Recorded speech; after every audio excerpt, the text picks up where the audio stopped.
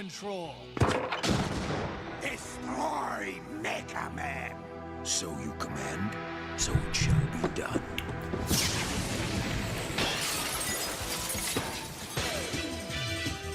新たなる敵がロックマンを襲う。行く手を阻む者は誰だ。ファミコン用ソフトロックマン4新たなる野望12月6日発売。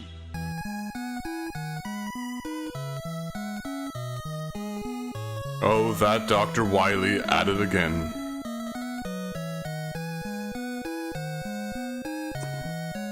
What's up, people? Hopefully the mic is okay today. Hopefully the settings didn't all get reset. Hopefully it's not scratchy.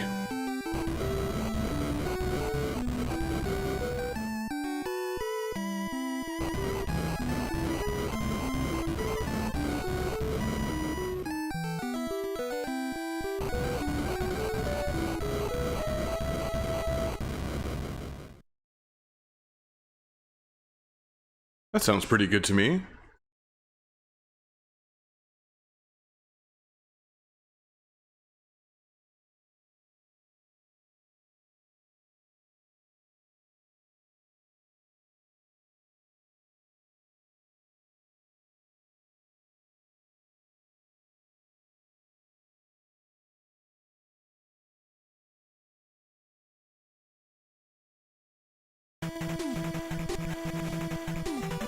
This is like our first major animated intro.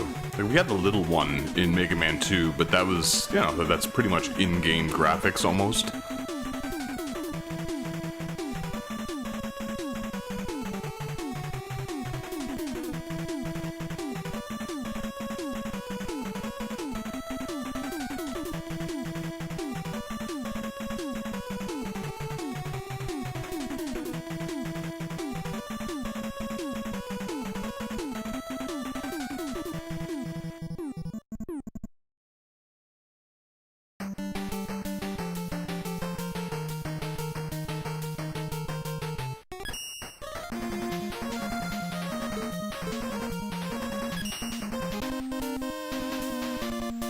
So we're back to that regular battle theme from Mega Man 2.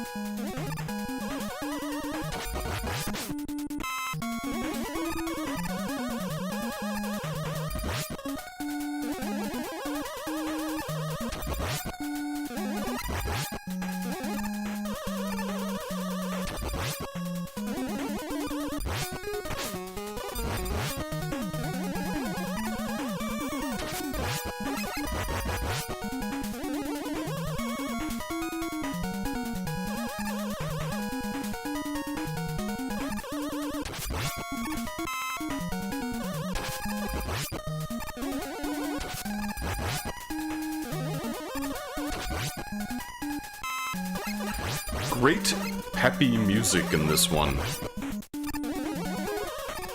It's a lot. I always find that, like, I always felt like 4 was like sort of like the successor to Mega Man 2. You know, a lot of like cartoony animal creatures.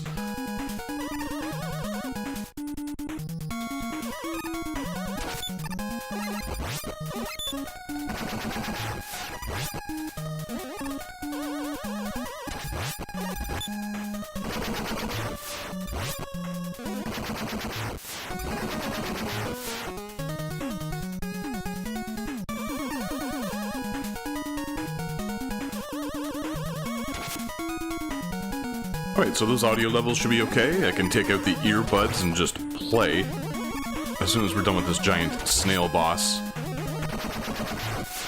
So you'll notice that I'm just not as comfortable with 4, 5, and 6. I just didn't play these ones as much growing up. I was already sort of onto the Super Nintendo by this point. Actually, I was probably more onto the Sega Genesis by this point, and then eventually the Super Nintendo. I had already canceled my Nintendo Power membership by this point as well. But I do remember, I do recall a buddy of mine, he was still getting Nintendo Power, and we would like sort of pore over the graphics. Like, this was like substantially more colorful game back in the day. This is also where Capcom just like had everything very finely tuned when it came to this series, you know? Like, this is where they just all start to, I wouldn't say meld together. We'll get into that because we're going to be playing 4, 5, and 6 today. It's just, this one doesn't really have any inherent flaws, you know? Like, sure, some people might dislike it, other people consider it their favorite. But, like, all of the weird control stuff has been sort of ironed out and made more accessible, much more streamlined, user-friendly.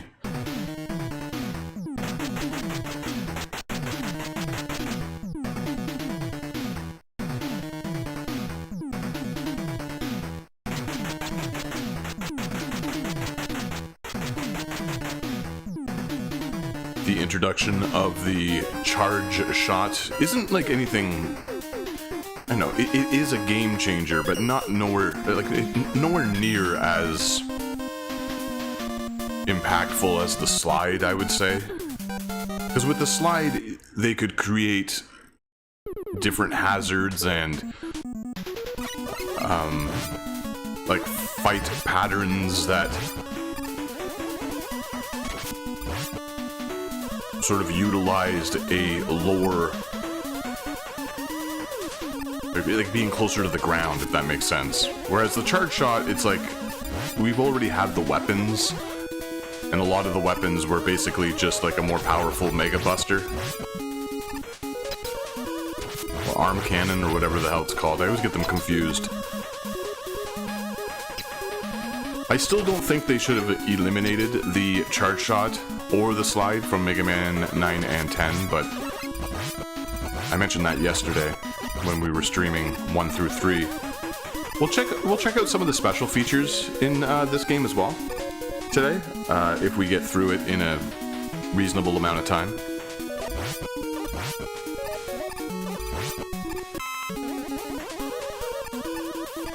I think the stages here are like the perfect length. I want to say they're about the same length as they are in 3. I think some of the ones in 2 were a little too short. Maybe they were like sort of crunched for time and whatever. There's just a lot of stuff in this game. In all the games pushing forward, there are more enemies, more exciting like traps and hazards. I know it kind of sounds like this is my favorite of the... Whoops! I usually use Rush there. First death. That was a dumb death. There are going to be a lot more, like, pit deaths and insta-kill spike deaths in these next few games. Just because... I feel like the developers were sort of like, okay, well... people are sort of comfortable with these games by this point. How do we kill them? You know, like, how do we... get a little bit of longevity out of these games that like people aren't just renting and completing them, right? We want people to buy them, and so they. I wouldn't say that the pit deaths and stuff were cheap. They're all very well designed and everything, but I don't dig them, you know, like.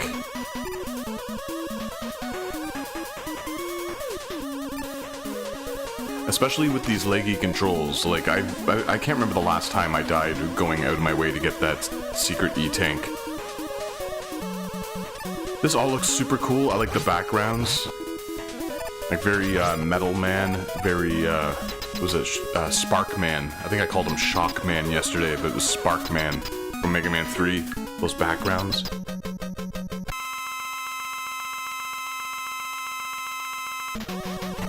And once again, we have an enemy with the Flash Stopper.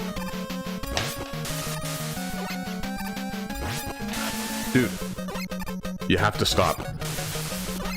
It's like my cat finds like the perfect time to get in my way. Like he wants like to sit on my lap, he wants to like get into the wires. It's as soon as I'm like fighting a boss. I'm like fending.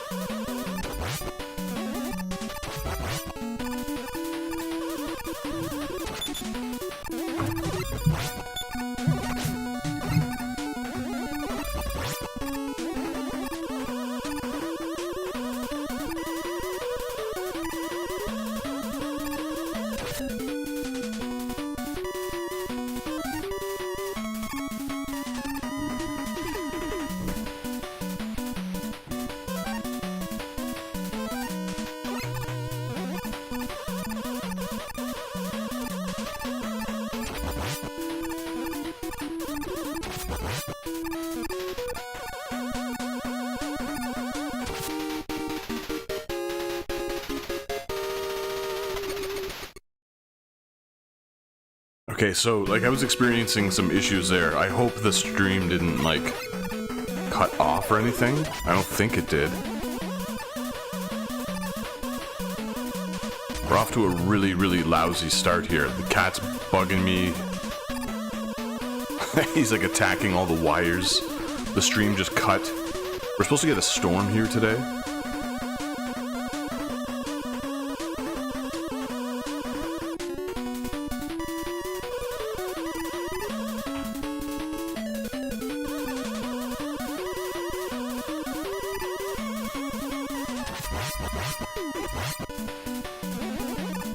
I think the flow in this stage is really good, like with all the different enemies and stuff, like coming from different angles and perspectives.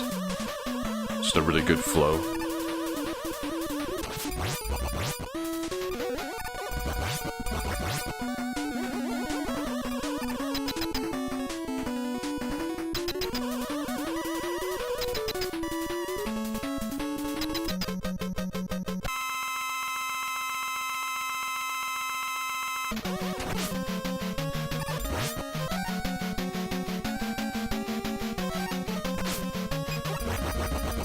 Okay, so it looks like the stream just reconnected, which is good.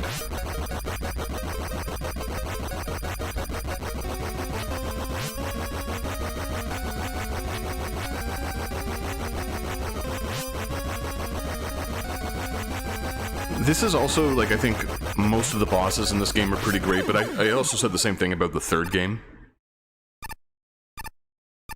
They really, like, sort of nailed it here with these bosses.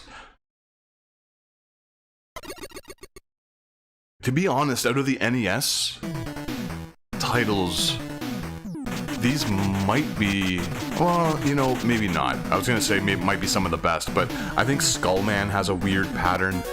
I also like, you know, Toadman. Everyone knows about Toadman, you know. A little bit strange that they didn't fix that, but I think there are a lot of really good ones here. And, like, I like the themes of them. I like the way they're designed. They look really cool. So maybe overall, I might say that I prefer the ones in 3. I still think 2 has the weakest bosses so far, just in terms of balance and, I mean, visually they're all excellent and they all really pop, but I think that's because, like, you know, you get, like, almost all of them are very rock, paper, scissors, similar to the first game. You know, you have an ice one in the first game, a fire one, like in the second one you have a bubble, or a water one, a heat one. We're starting to, like, get away from that here a little bit, which I think is actually for the better of, when it comes to this series. And it's something I was mentioning yesterday, that I kind of like the goofier ones, because the path of progression isn't as obvious.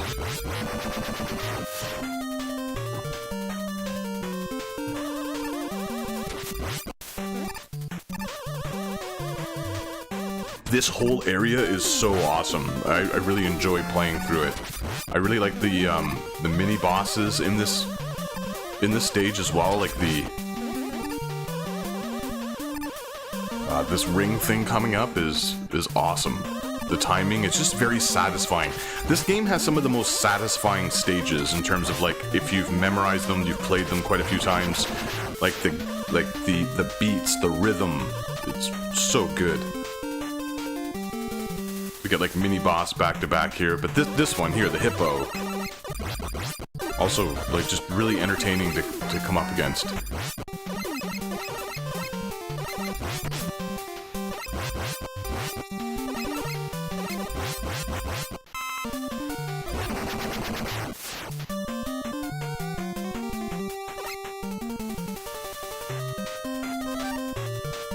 We're back to like a single screen for all of the inventory items, which is great.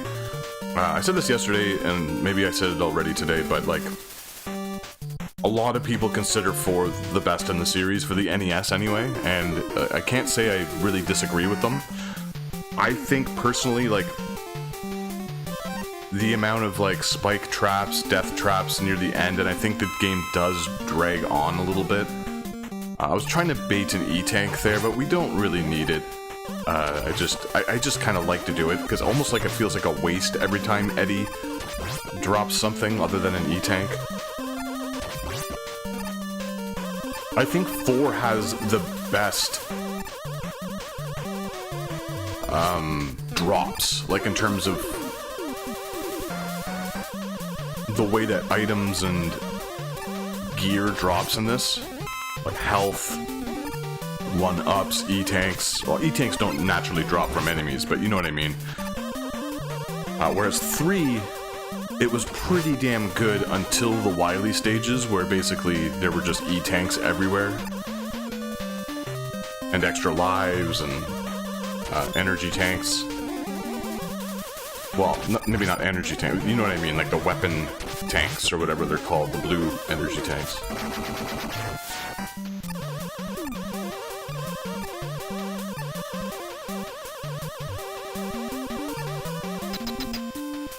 Yeah, 4 is just really good. A little long in the tooth, maybe.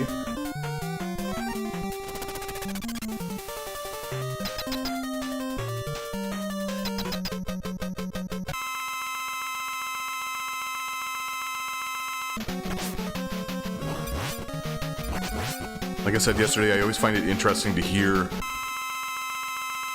which Mega Man is people's favorite. Because all lists are so different, you know?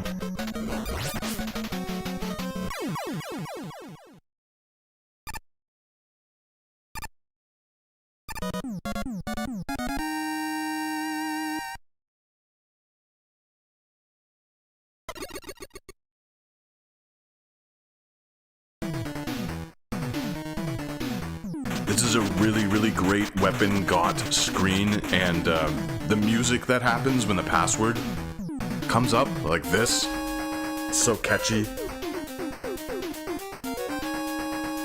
This game is just a lot more, like, peppy, if that makes sense. You know, it's like there's no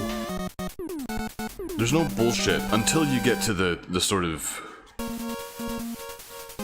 Cossack areas, and then it gets a little weird.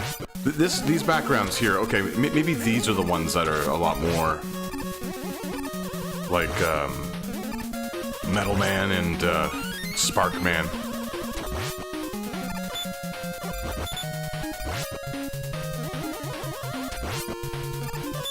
These like cool conveyor belts that almost look like saws in the background. Like chainsaw blades.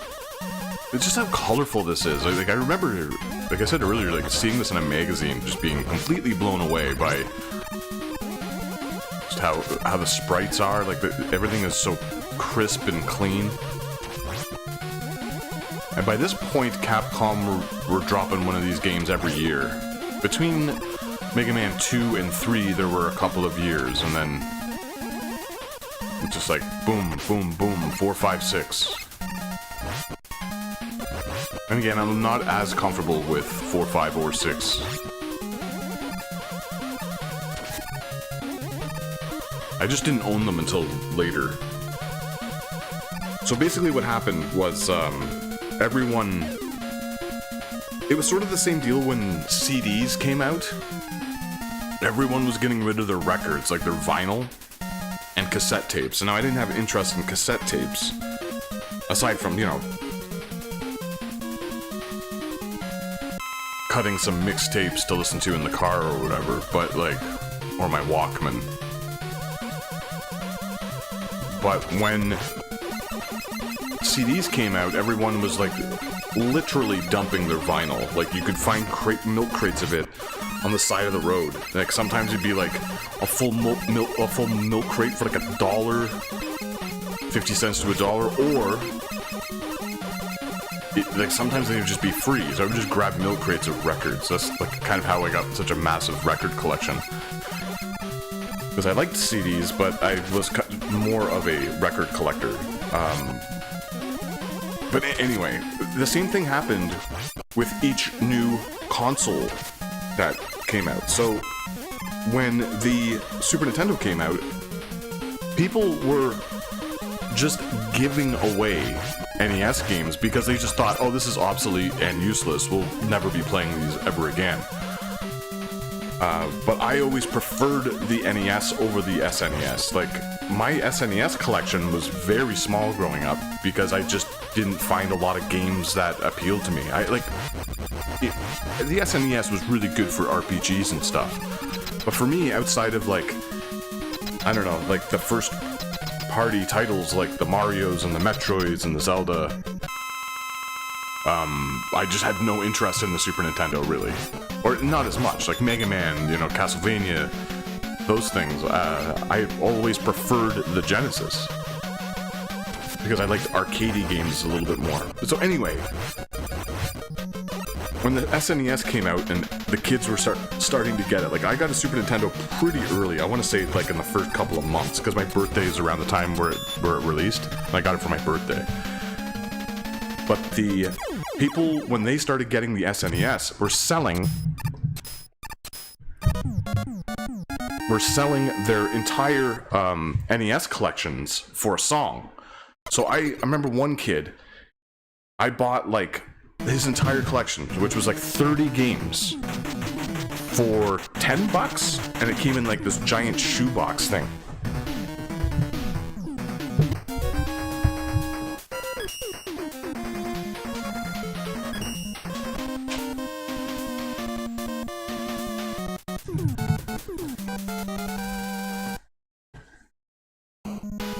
So I'm trying to scramble around here.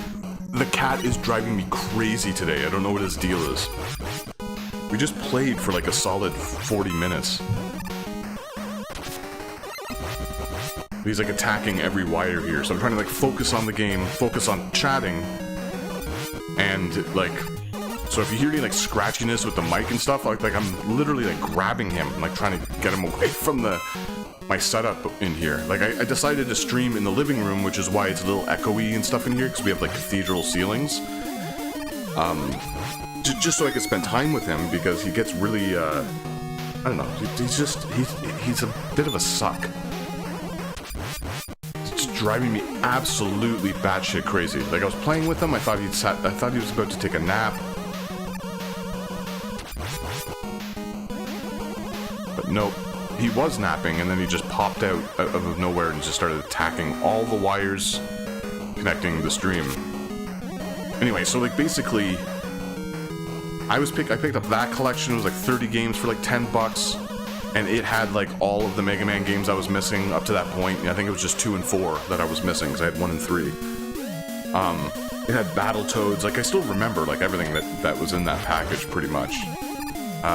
And then like everyone started doing that. Everyone was like just dumping their games just to get like enough money, maybe to collect enough money to buy one Super Nintendo game. It was ridiculous. And like video game stores were the same way. So it wasn't like they were stupid or anything. It was like that's just sort of what happened all over the place. Like video game stores were like selling NES games for nothing. Like even to the point where like several years later I went away to college. And that's how I built up my entire collection, because, and I've told this story a gazillion times, but I'd go to a pawn shop, and they would have, like, everything from, like, original, I would say everything from, like, Sega CD down. PS1 games were still sort of popular. But yeah, it was like, there was a really weird time there where like whenever a new console came out, all the other consoles were deemed useless. Like, especially with the PlayStation. When the PlayStation came out, Super Nintendo, Genesis, like, Genesis never really held any value, up until fairly recently, up until the last decade or so. Like, I picked up a huge Genesis collection, like, I want to say like 15 years ago. It cost me like $300, but I got like, I don't know, a ridiculous amount of games. Like, I almost want to say like 500 games. A lot of them were doubles of stuff I already had, but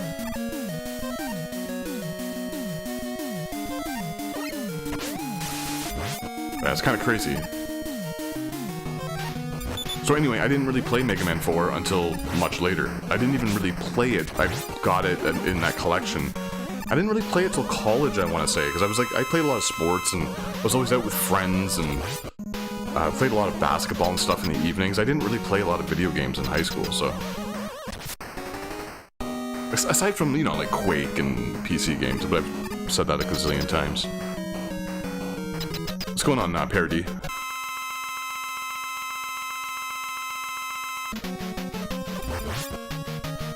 Your mother sold your entire NES collection for like $3. See, the pattern here with Skullman, like, I get it.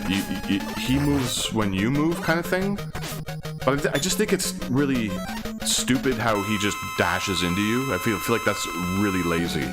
And that's something we'll revisit in Mega Man 5. Because Mega Man 5, every single stupid boss...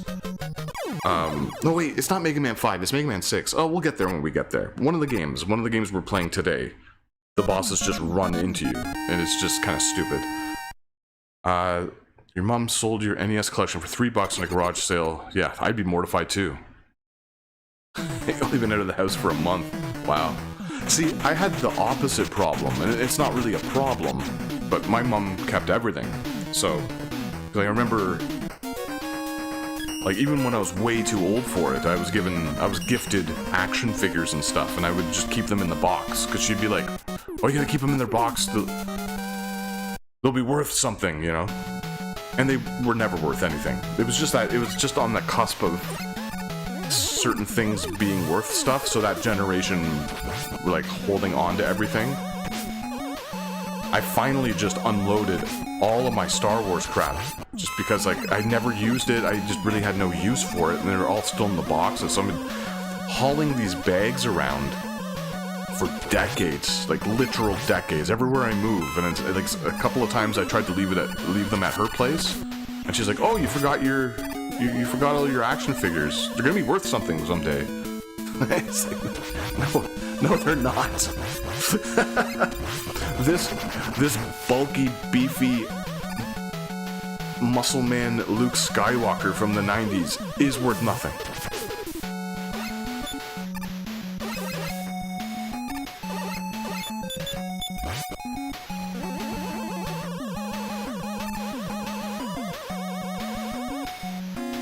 I gotta find another place to sit where it's not so squeaky. This couch is like really squeaky.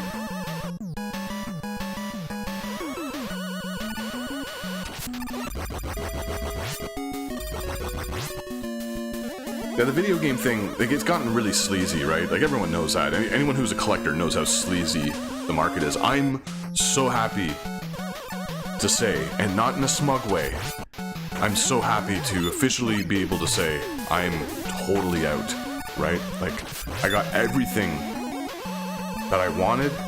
I have the games that I want. That's all I care about.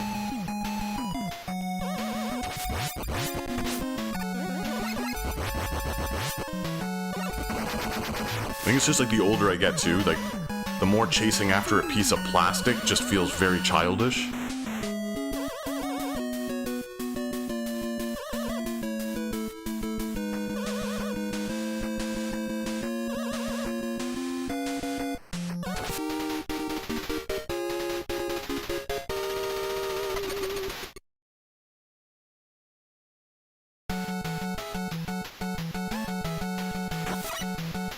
Music in this game is so good. Like, for me, Mega Man 4 is like just right down the middle, you know? Like, I think it's a solid game. I think it's like very well made.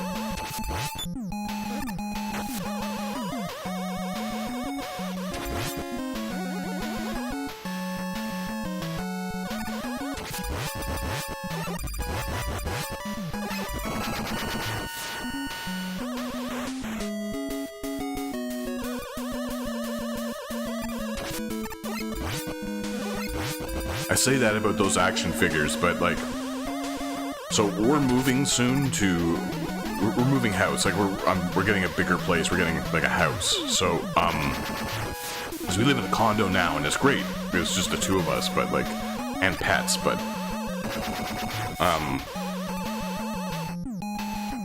just want certain things. Like I need a studio for like music and stuff. Like to be crammed in a really small studio is just kind of driving me nuts. But anyway, I've already been looking at like glass cases so that I can put all of the games that I really want to hold on to. So like the ones that sort of mean something, like the Mega Man games. Like I love these, like the Ninja Gaiden games, my Castlevania collection, all that stuff. But it all, like, it always leads to something else, you know? So like now I'm looking at those new Mega Man action figures. The Capcom has been doing like these action figure lines for like all the Mega Man stuff, as well as like Street Fighter. I don't have much of an interest in the Street Fighter ones, even though I like to look at them. They're really cool looking and everything, and I think they're doing an excellent job. But those Mega Man ones, it's just like more crappy plastic, just collectible crap to stuff into a room that I'll want to get rid of in a decade, you know? I just got through like really, really paring down my collection, getting rid of the junk.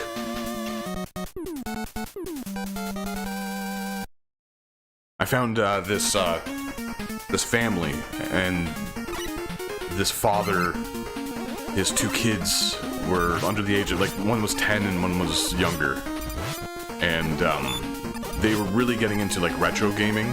So he'd bring his kids over, and they would just like look at my collection and be like, "Oh, I really like that, blah blah blah, I like that." I had this like gigantic Mario thing, like it was just like a toy.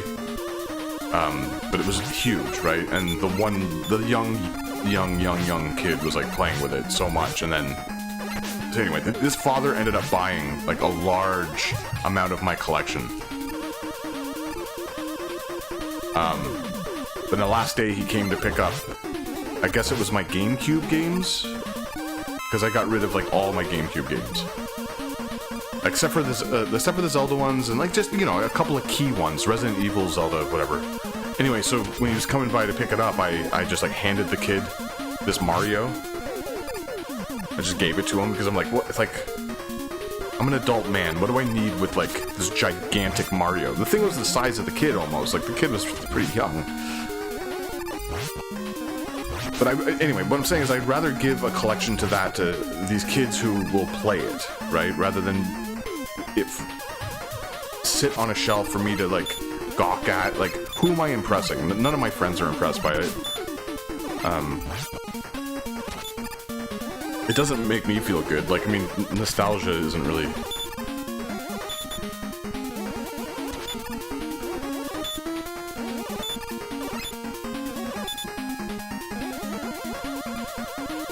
Oh, these are super annoying. I don't remember ever having such a hard time with these. There is like a weird, I mentioned it, I was complaining about it all day yesterday. I'm not going to do it as much today, but the leg in this Legacy collection for the PC, specifically the PC, because I haven't played it on Xbox. I've played the Mega Man X collection on the Xbox, and it's pretty bad there, but nowhere near as bad as this. I mentioned yesterday I used to have the version on the 3DS. The leg never bothered me. This leg, and I'm typically someone who doesn't mind, doesn't mind like a little bit of leg. I'm not that type of dude. This is bad. Like, this is almost embarrassing. Like, there's little things you can do. You wouldn't think of Mega Man being a super precise game, but like the way that I play these, I'm so used to like just little finicky movements. Like, I'm used to it because I've played these so many times. So maybe it just boils down to like familiarity.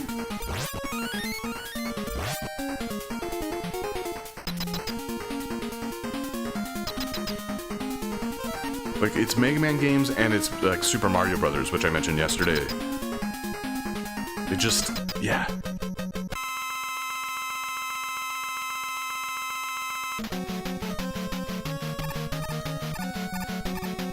I was noticing it yesterday. I was like making little stupid mistakes that were like frustrating me. Not because I died, because I don't care. Like, these are casual streams. Oops. I didn't even notice how low on health I was.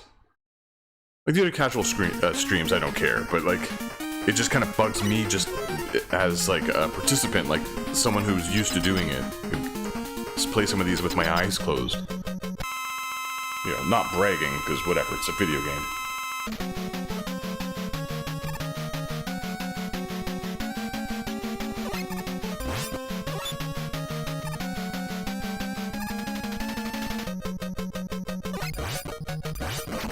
Well, here's a reminder to anyone who plays PC games and hasn't taken advantage of it. The Stream sale is almost over.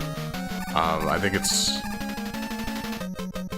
still around for certain areas. Like my region, it's still active for another like few hours. I just made my final purchases today. I bought the entire Darksiders collection.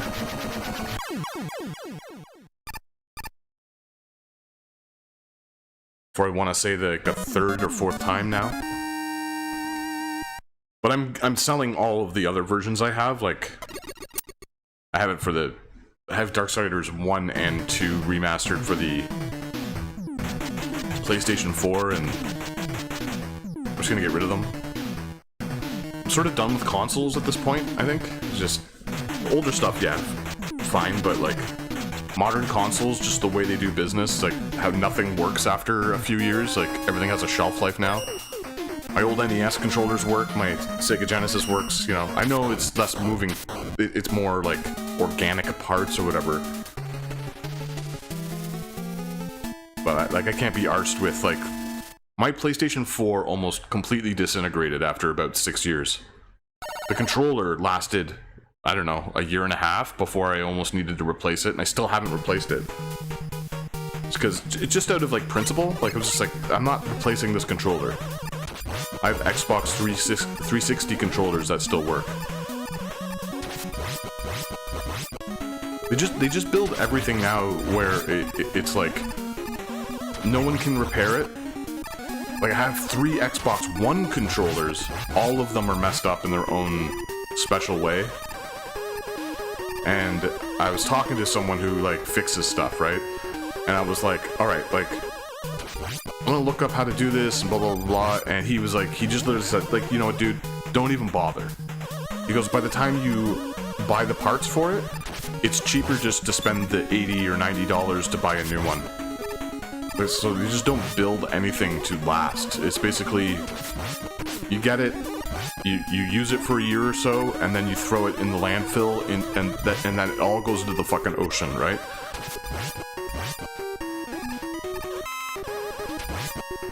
Like, from fridges, stoves.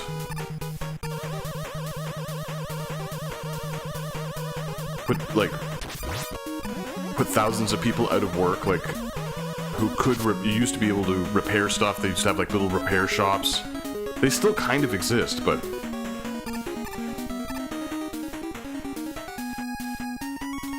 flash carts are a really good investment, yeah.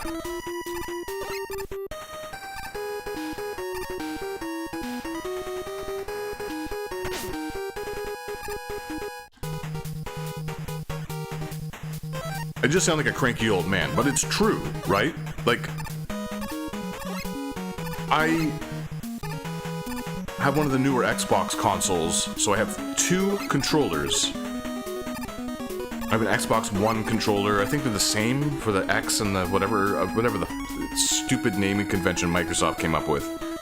Anyway, I have, like, newer controllers. One of them lasted 6 months, and then it just won't charge anymore.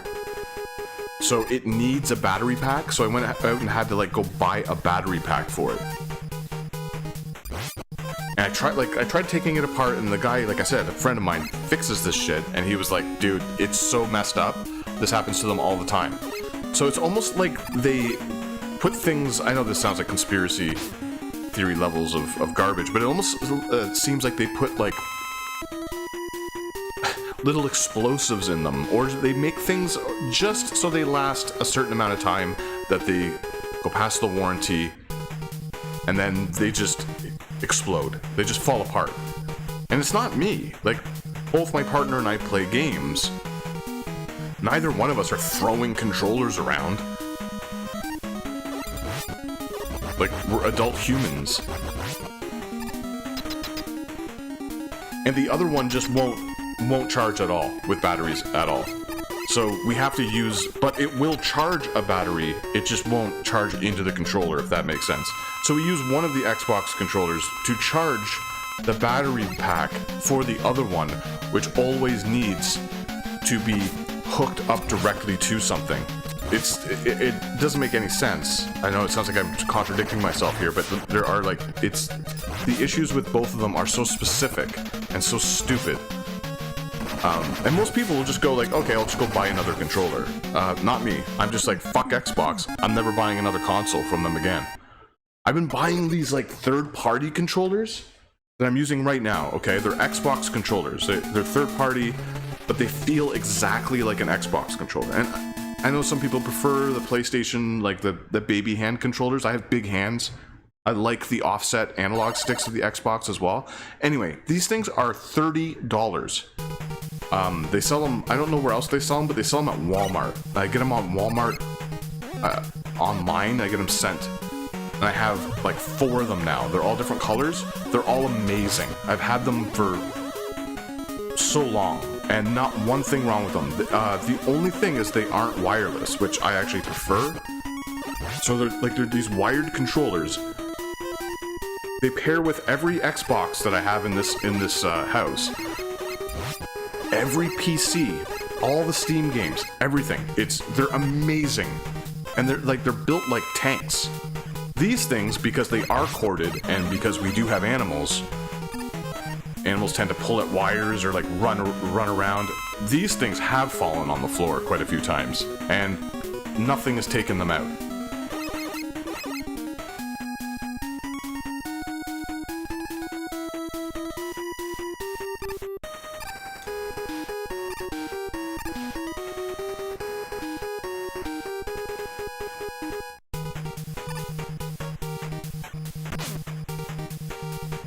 My goodness.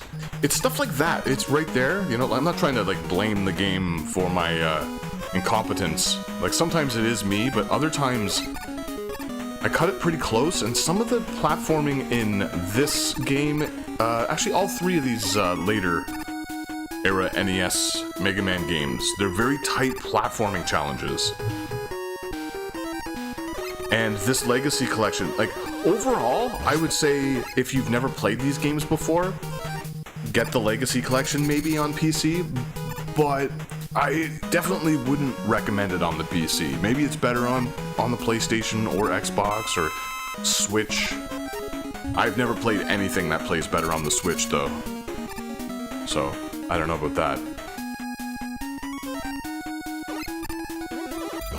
Yeah, 8BitDo has some good classic, solid controllers, right.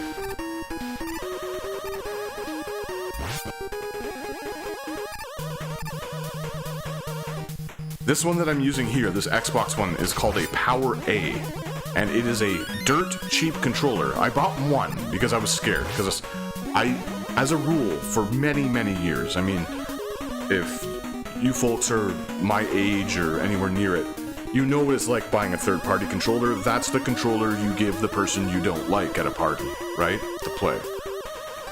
They never feel good. These Power A controllers, I swear to you. I bought one just to test it, because it was so cheap. This one was actually, the one I'm using right now is the first one I bought, and it was on liquidation for $14. And I was like, alright, I'm gonna give this one a shot. And if I like it, because I've been looking for an alternative to I used to be really happy with my Xbox controllers up until the One came out, and all the controllers just didn't last. PlayStation I've always had problems with. The PS3 controller I think is a hot piece of fucking garbage. I think the dual analog feels awful. It's super like floaty. It's like super like touchy. Oh, I love this boss. This is such a cool boss. So I've been searching for a wired PlayStation 3 controller that doesn't break the bank for years. I found one, and it's not all that great. I still haven't really found an amazing one, but the one I have is fine. I noticed they were sort of like liquidating them all, and they haven't created any new ones, so I bought like 3 of them. And they're fine. They just don't work with PC stuff very well, or like emulators or whatever.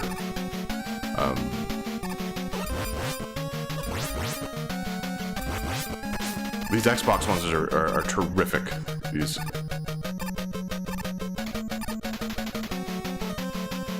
So after I bought the first one, I was like, all right, I don't want to run into the same problem I got into with the PlayStation 3 controllers, where they just disappeared.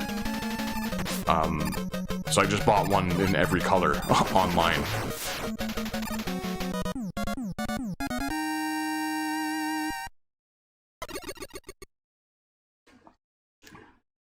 Two of them are actually still in their boxes because I don't want to have like 4 of them out of boxes, like just to, you know, mess them up just in case I can't get them again. Because anyone who plays like any video game, you know how like important a controller is, right?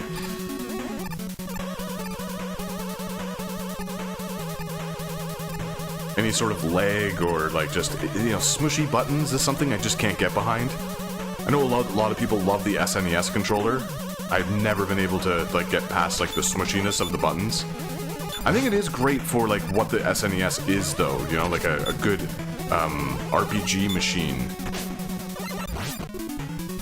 I think having nice like cushy buttons like that is pretty cool because like, you know, you're sitting back, you're playing a game where you're doing a lot of reading and just like kind of, I wouldn't call them casual, but you know, they are more casual than an arcade game.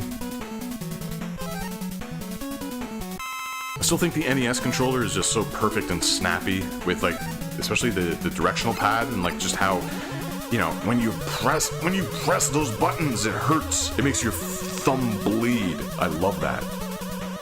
Not bleeding thumbs, but I just love how like, you know, I'm pressing right. The Genesis also had like a weird, like squishy D-pad. No one likes a squishy D, is what I'm saying.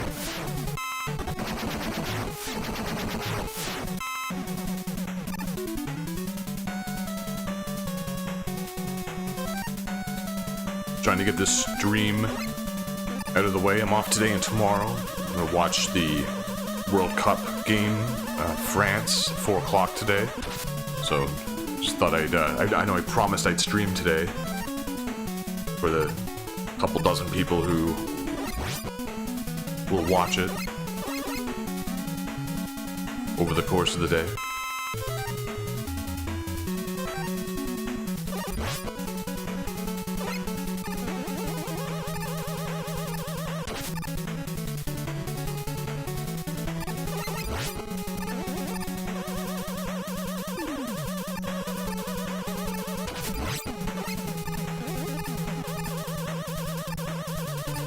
Tomorrow we'll stream something a little different.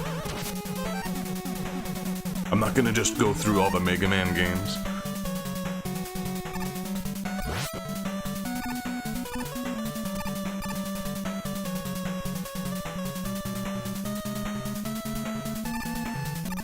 That was so close. I think to get this E-Tank, you actually have to jump up and above, like almost like Super Mario Brothers Underground. I think that's how you get it. I could be wrong. As I said, I'm not as familiar with 4, 5, and 6 as I am with the first 3.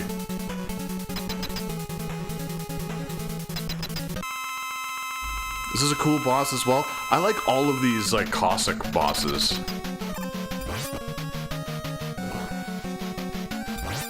The more I play this game, the more I understand why a lot of people really dig it. This Pharaoh shot is strange. Like, when you power it up, like, you actually do get another shot as well, but there's no, like, there's nothing indicating that you get another shot. See? Like, it's actually powered up there.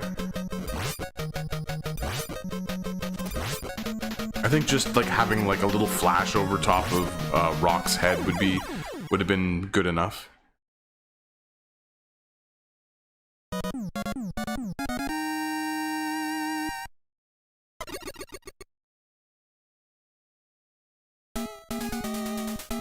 So tomorrow I'm going to do something I did before on this channel, which was a sort of like id Software thing, but not really specifically id.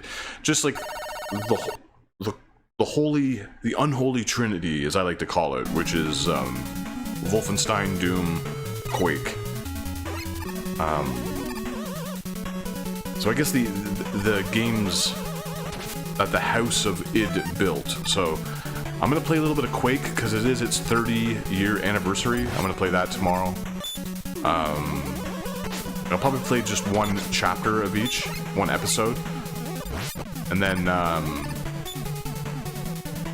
know it's not an id game, but I'm going to play a little bit of Return to Castle Wolfenstein, just because the original Wolfenstein is just kind of, it's kind of bland, right? It's fun, it's still entertaining to play, but to watch a stream of is a little bland. And Return to Castle Wolfenstein is just the best one in the series for my money. We'll play a little bit of Doom 2016 tomorrow. I know I did that like a month or so ago, but for some dumb reason, like I upgraded OBS, which is something I know I should know better not to ever do that. And it reset all of my stuff, so when I uploaded that stream, it was all in, it was 60 frames, which is about as, it's about all I can do over here with these PCs I have, but it was in standard definition. And it's like, who wants to sit there and watch, you know, Doom 2016, or even Quake for that matter, the new, like, you know, Night Dive version of Quake. Who wants to watch that in standard definition? Plus, I was getting, I received no less than 16 reports over the music in Quake, because it's Trent Reznor, but as far as I'm concerned, that should be fair use. It's for a video game. It's not Nine Inch Nails music. But I was getting harassed out my ass, so I had to take it down. So when you notice, like, I have a video up and then it just disappears, a lot of times that is, sometimes it's just me testing out stuff, because I'm always getting new gear and trying out different things. But more often than not, it's getting takedowns from YouTube, which is why I blabber on when it comes to these streams that I would like to keep up, like these Mega Man streams and stuff like that. So I don't get a takedown. Or demonetization. You know, like, I'm making pennies, if that. This looks like one of those catcher things you get, like, to get, like, stuffed animals. You put a coin in. Just give me a sec here. This amazing reveal.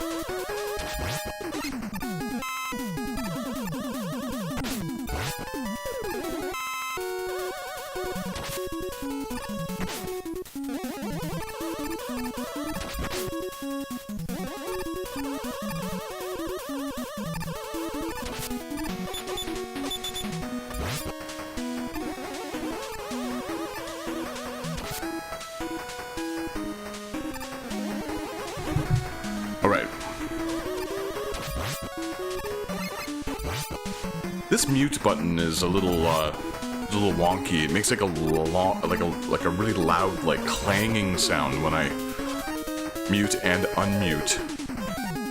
It's a little irritating. I was going to spend this morning and tomorrow morning like editing. What? Why would I do that? I know better. I know better. I was gonna spend the time editing, like I have this new video.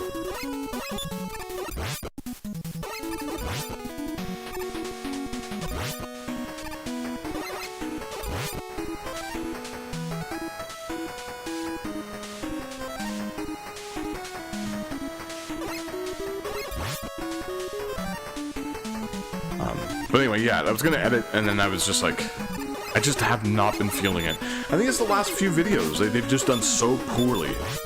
Like, embarrassingly bad, that I would just rather stream for, you know, at the end of the day, 20 people, 40 people will watch this stream. And that's still better just to be able to sit down and play a game for a few hours, rather than, like, you know, spend 80 or more editing a video that like 200 people will watch. And like lately too, it's like just like shitty comments. So like I'm not too scared to admit that like I just block people now because I just don't give a shit. You know, freedom of speech and all that, and it's not like I'm scared of like opinions or anything like that, or like whatever. It's not even that. It's just people are just shitty. And like I work a full-time job where I have to actually put up with people. I work in I work in like an artistic field. Let's put it that way. So I'm not averse or sensitive to opinions. I understand how opinions work. I have to listen to opinions all day, and I do, like, you know, I use them to build and get better. But ultimately, the name of this channel and like what I do is like very jokey. And for people to get so goddamn worked up about it, like I feel almost sorry for them. I just block them because I just don't even want to like deal with them. And it's not because like, you know, I'm super sensitive to it. It's just I just find them really pathetic and annoying. For something that's ultimately a hobby, right? Like, it'd be different if I was actually making money off of this, or this was my job, or even like a side job, but it really isn't. So to have to put up with just abusive, shitty people who have... And it's really weird, because you would expect more from people from, especially like this sort of niche thing. Well, what's really cool about these stages, by the way, is like, this one has been like very Met focused. It's been all about these hard hats. The next one is all about like the pellet spewing enemies.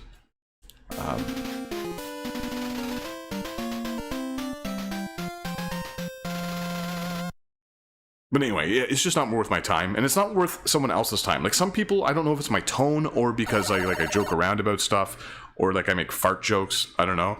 But a lot of people feel that it's okay to make like really like racist remarks, and not even toward me, just toward people.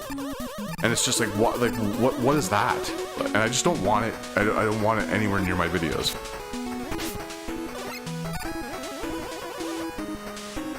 And it's like also just like the way YouTube has been operating lately.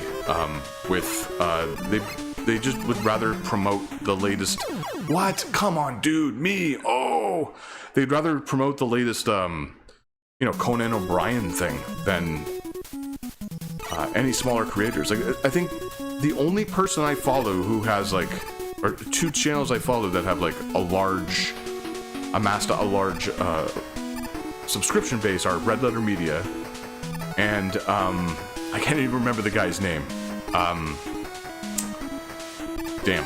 But it's like a food channel, and he's great because he goes into these different countries and he like really gets in there and he talks to the people from like these like smaller neighborhoods, like the people who are actually going through the stuff in the world, right? God, I can't remember his name. I'd have to look it up, but my phone right now is in use because I'm checking out chat. But typically I like smaller channels.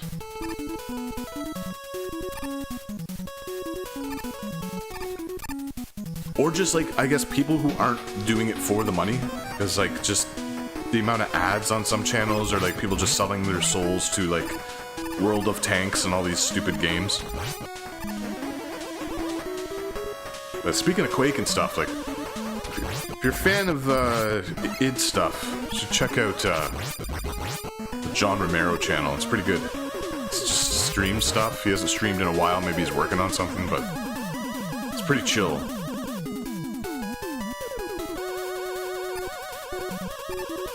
But anyway, the channel isn't dead. I'm going to... I go through this every, like, year. I go through this, like, just... I pump out a bunch of shit, and then I just get burnt out and tired. Plus, work gets busy. My work gets busy, like, just certain times. And it's just, like... I just have a love-hate thing with it. Like, I really... It's a great hobby. I enjoy it. I play so many video games. And I thought for the longest time, I'll just do the YouTube shorts. But I don't personally watch shorts at all. If anything, I find shorts annoying. I'm always trying to... I'm trying to see fewer of them. But I was really enjoying doing that, and then it would be like one short I would do would be like 100 people.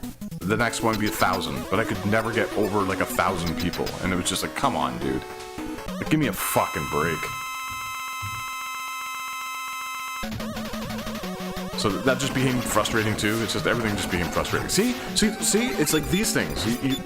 We fought a ton of them throughout this Wily stage.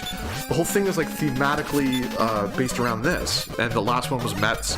This is just such a cool idea, you know? For like these. I gotta stop saying you know.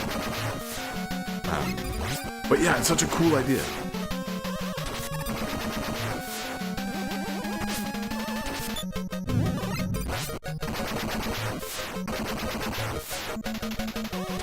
I know I mention this stuff like fairly frequently, and it's just because I take down a lot of these live streams.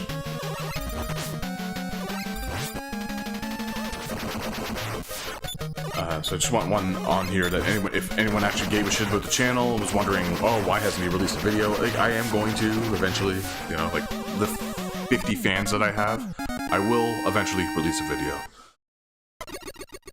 I have the script done. I've done all of the audio work for it. I just need to actually sit down. I've done all the footage, just like something like 25 hours of footage for this next game. Oh, it's crazy. I just can't be arsed. Like, I get started, I sit down, have my coffee, and then I'm just like, nah. Who am I doing this for? And ultimately, if I'm not doing it for myself, what's the point? But I'm digging these live streams. I hope everyone else is. I know the quality isn't amazing. I'm just doing it like sort of chill, off the cuff. I enjoy putting the little things in between, like the little ads and stuff like that. I dig it. It makes me feel like a mix in music or something, you know, like flipping between these two things. I want to do this. I mentioned this way before, like, for channel members, I've been doing Sega Master System games, but then I gave up because no one was a channel member. It was like one person, and then they lost interest too, and I don't blame them.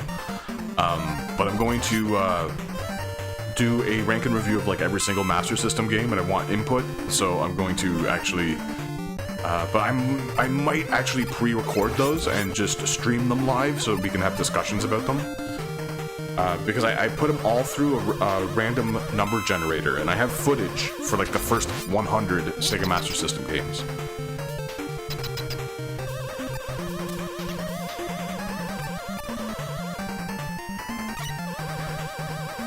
Yeah, I like, you're absolutely right. YouTube is turning into yet just another streaming service. Like, it's turning into a Netflix or whatever. It's no longer a place for small, I hate the term creators, but that's what it's no longer a place for those small people. It seems to just be interested in very specific people who want to cater to specific things.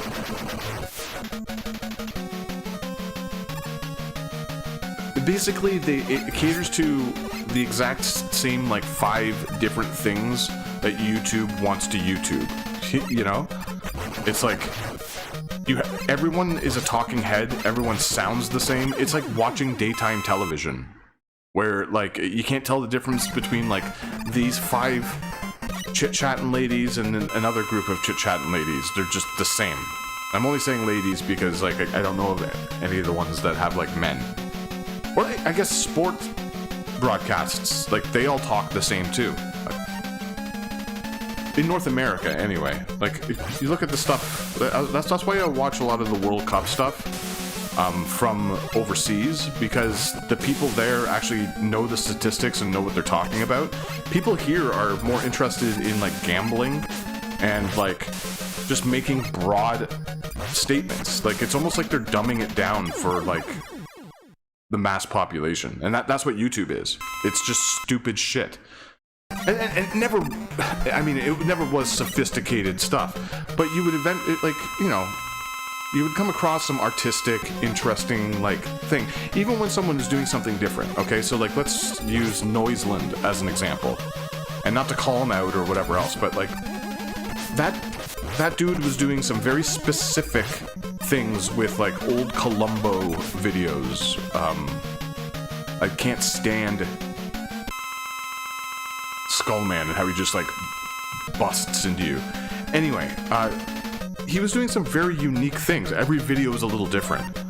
They're like music videos and stuff like that. Like the Batman 66 one is so good. All the Columbo ones are terrific. But then he sort of like glommed onto Red Letter Media and got a little bit more popular. Like his channel isn't big, but now he just recycles the same thing over and over and over. And that's what everyone does on YouTube now.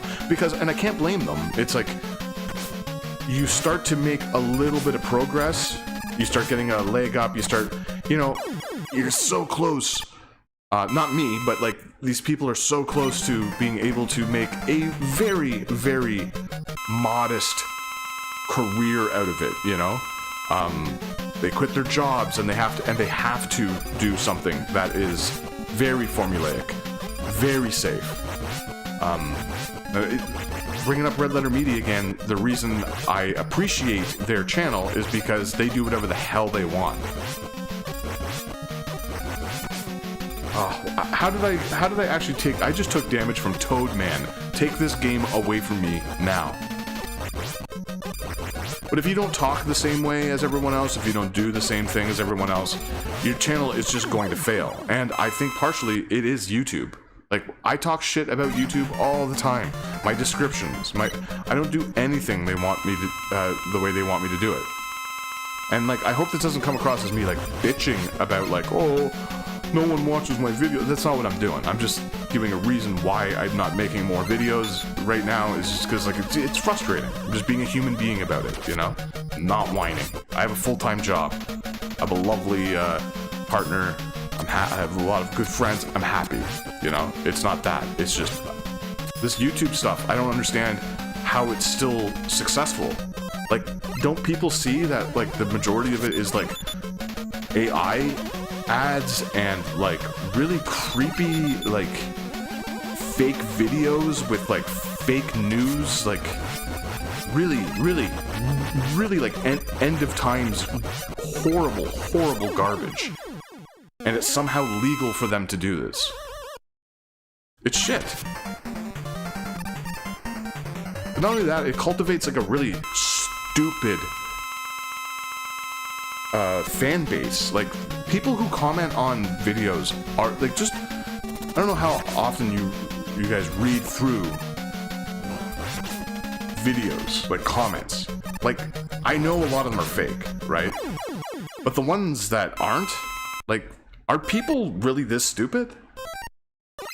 And I see it on my videos all the time.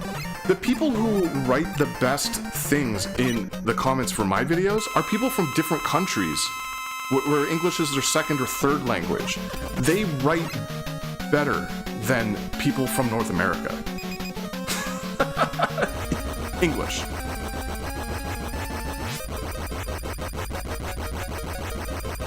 And they're just more lovely to, like, sort of engage with. I'm not saying, everyone's like that, but there are some really stupid comments.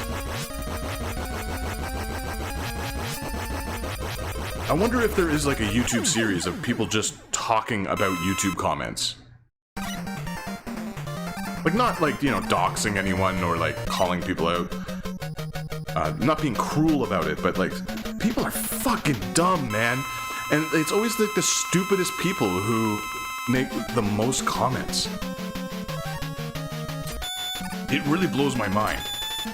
My personal favorite thing, and this is something I wrote about on Blue Sky, and I actually had quite a few people like comment on it, was like, I don't do social media, but like one person said something and I was like, yeah, people are fucking stupid. My favorite thing is, and I'm being sarcastic, is when someone makes a joke in a video, and then it's like 400 other people just say the joke. Does this. It's like, it reminds me of that old Chris Farley SNL sketch where he would have like, he was playing a character, and he would always have like a movie star or a music star, and he would be like, yeah, remember when you did this? Like, oh yeah, I have to like actually ignite these. Oh boy, my timing is way off. I haven't played Mega Man 4 in a very long time. I swear, baby, this hasn't happened to me before. So I'm a little rambly today. I went on like this massive hike this morning, and I worked out. Like, I'm just like filled with like testosterone today. Yesterday I was like super chill. Like, I think I'm still pretty chill, but it's just like, man, people are real fucking stupid. I noticed it with like sporting events here. Like, I was watching the I like to watch WNBA. I like NBA too, but it's like, I don't think enough people watch women's basketball. It's like a really different sport. It's great.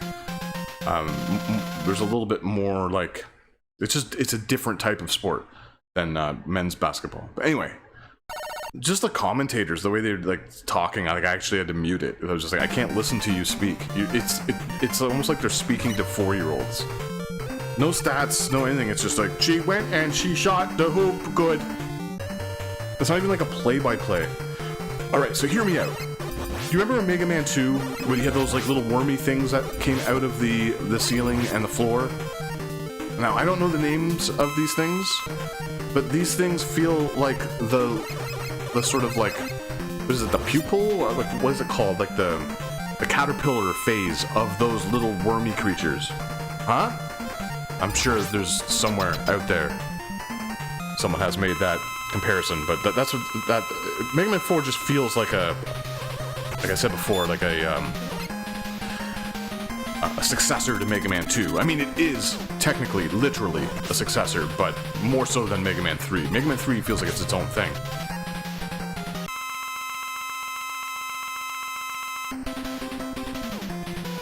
Dude, if you brought a toy over here, I would throw it for you.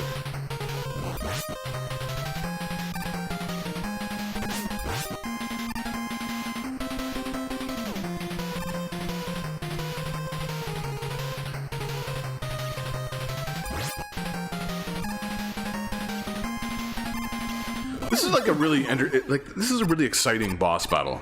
Mega Man 4, that was Mega Man 4. Really solid entry. Every time I go back to it, I like it a little bit more. I would actually put this above 2. I think for me still it's 3 is my favorite, then 1, and then Mega Man 4.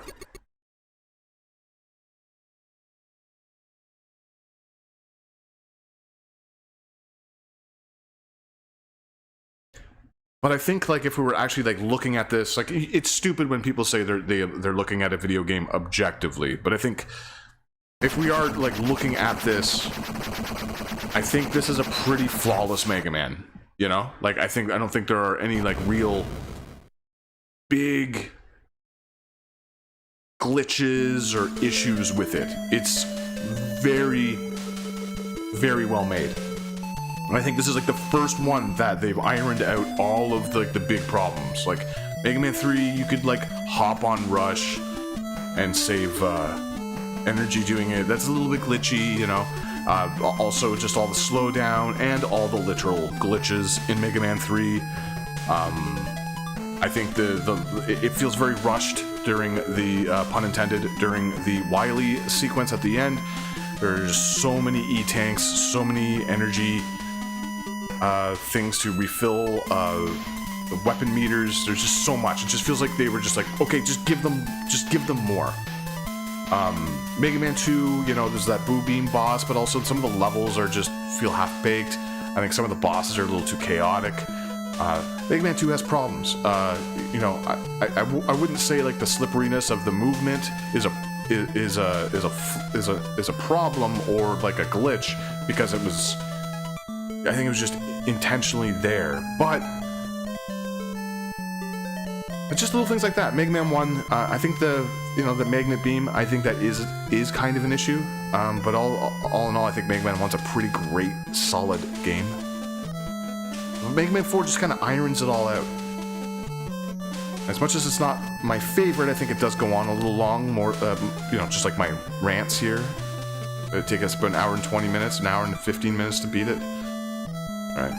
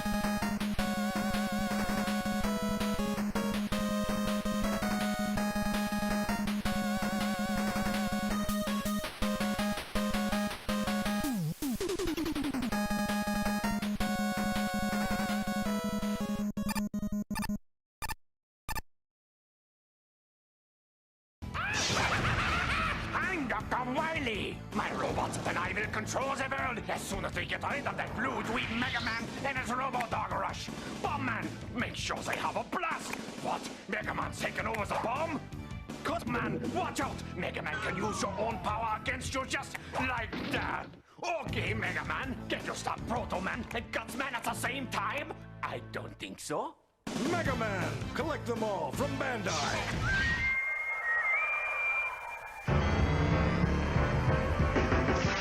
敵か味方か謎のブルース率いるロボット軍団に立ち向かえ最強ロックマンシリーズファミコン用ソフトロックマン5ブルースの罠好評発売中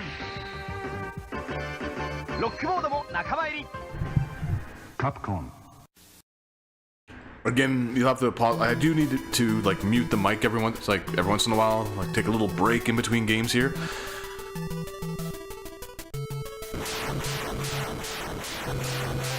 Mega Man 5, right.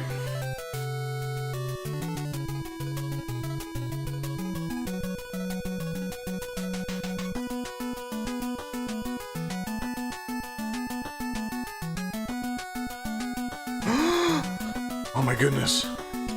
Could it be? No way, Jose.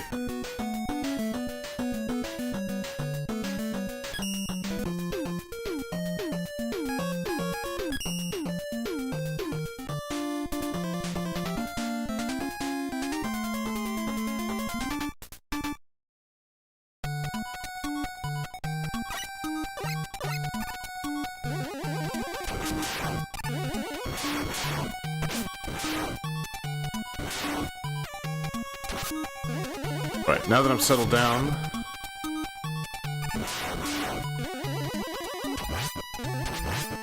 It's the same thing with podcasts, too, right? You know, you say dumb down the music fan base, but it's the same thing with podcasts. Like, podcasts used to be a good thing you could just put on and listen to doofuses talk about whatever the hell they wanted to talk about. But now, it's like...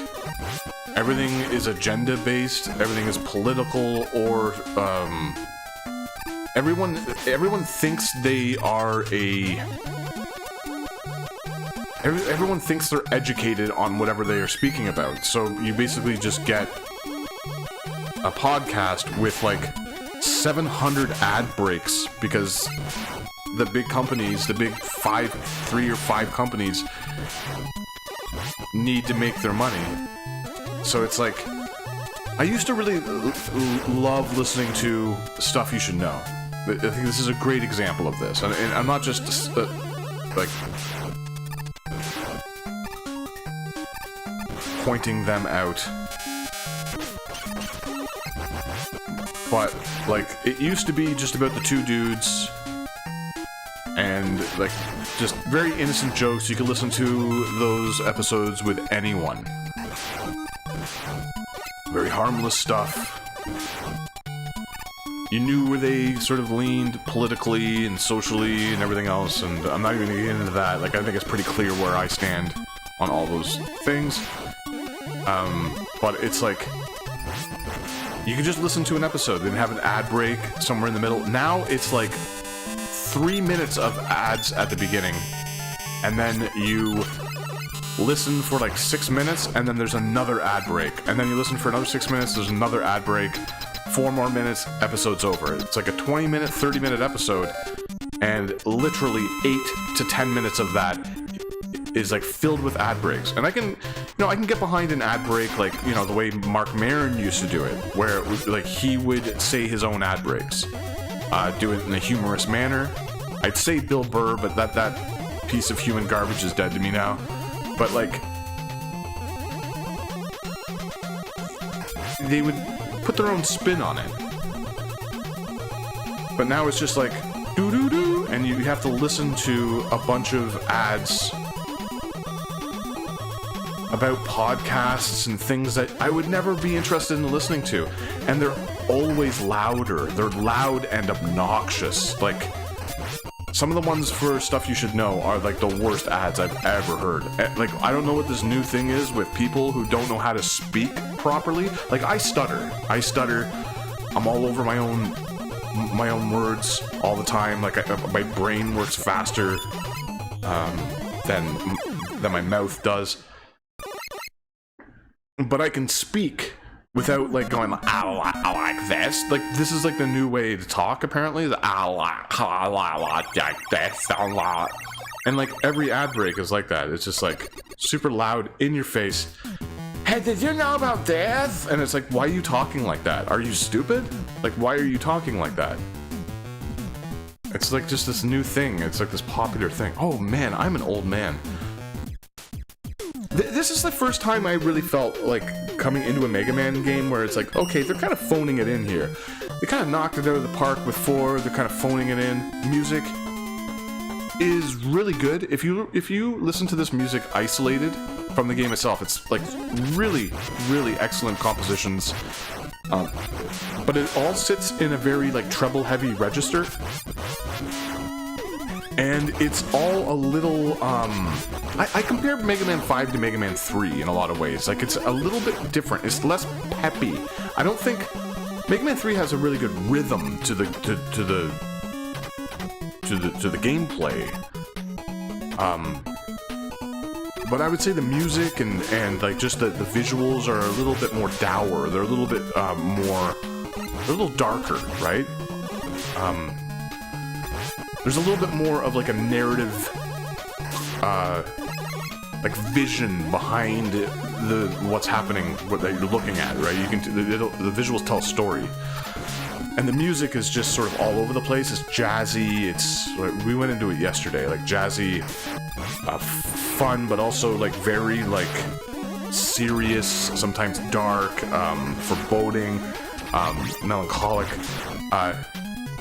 Mega Man 4 is just back to the Mega Man 2. Okay, it's just a bunch of goofy robots, and we're just having fun. We're just having fun here, people. And like the music reflects that. It's very like peppy. It's very like poppy. It's like a pop song. Mega Man 4. It's like colorful and it's in your face, and it's just sort of wonderfully Mega Man. Mega Man 5 is like sort of in between. It's like it has some really big ideas, and it is trying to change some of the more formulaic attributes of the core series, but the music just never like soars. It's always just sort of at this like mid-tempo, blippity bloopity, and I think she did a great job with the soundtrack here. But I think it's just too much of one thing, if that makes any sense. Like, it sounds really good when you mix, like when I used to do my podcast, video game podcast, I would mix in some Mega Man 5 music with 3 and 2 and 1, 4, 6, you know, other chiptune. Holy shit, Gravity Man, come on, dude.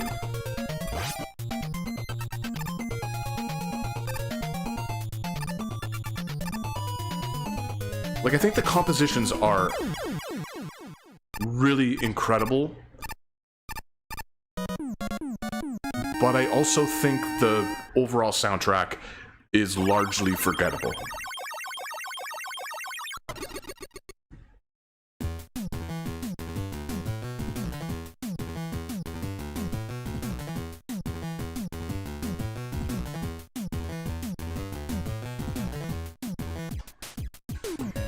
Mega Man needs pecs? Is that what you said? There's like a little scratch on my screen and I can't read that. Euro Man. Hey, we all love a delicious lamb, beef, slow-cooked, meaty, spit-roasted hunk. Lamb. Just slide that, a nice warm pita, lettuce, tzatziki, some tomatoes. I like a little red onion. You know what? Screw that. Give me white onion. Give me white onion on my gyro. If it's garlicky, my breath isn't going to be affected by that onion. Just go all out. My goodness, those like paper thin slivers of meat. Tzatziki, maybe a little hot sauce. No.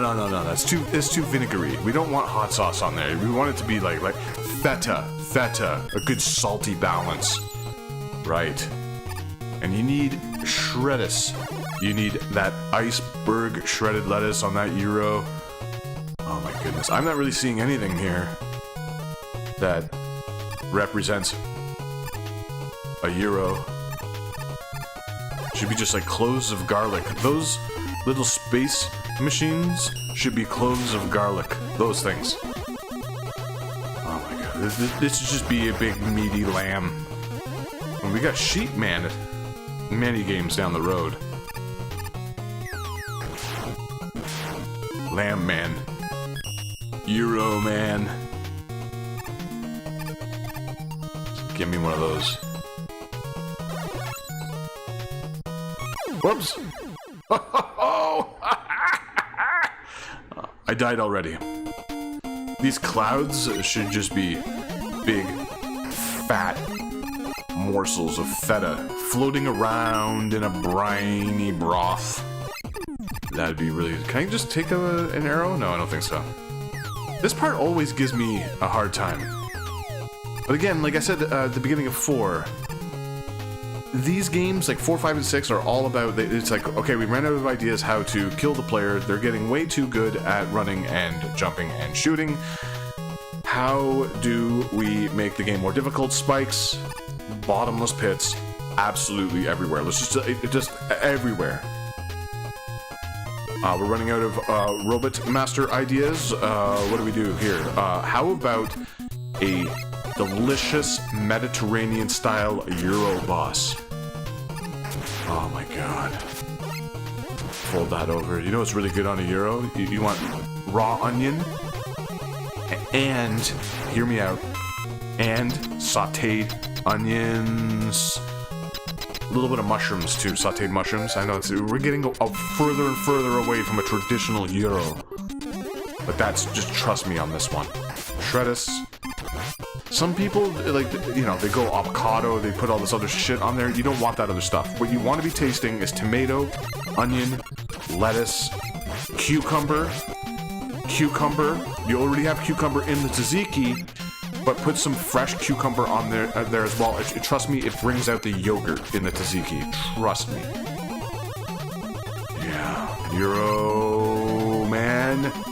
Yeah, oddly enough, this dude looks more like a gyro than a gyro. But clearly, this man is made of lamb meat, slow cooked slivers.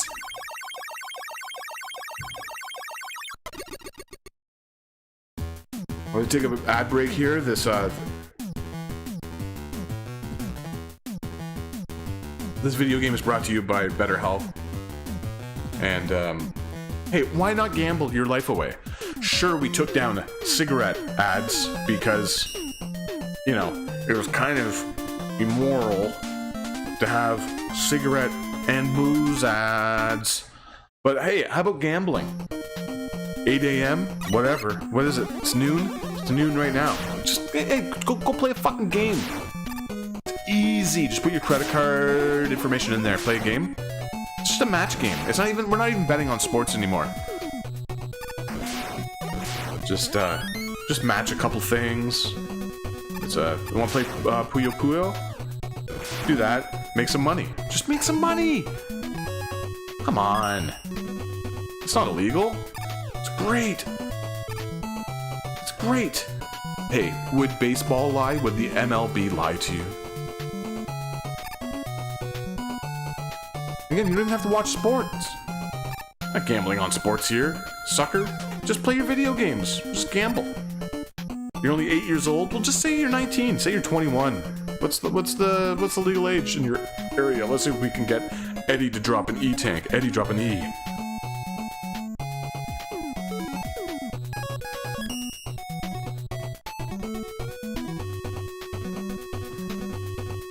I don't think this is gonna happen. I don't think this is gonna happen. Eddie. Oh my goodness. I'm itching for some E. Come on, Eddie. Alright. Again, I don't really need it, but I don't like wasting. I don't like wasting resources in my video games. Eddie.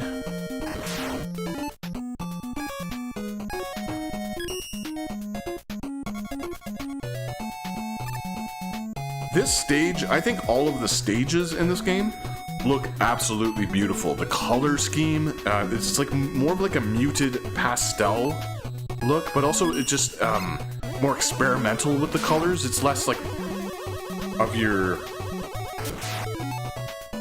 core palette, your primary colors, as it were. You know, it's just more like purples, pinks, light blues, and stuff like that. It's really great.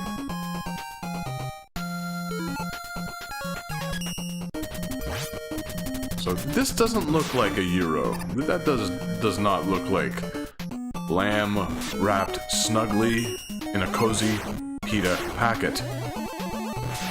That looks like a helicopter blade.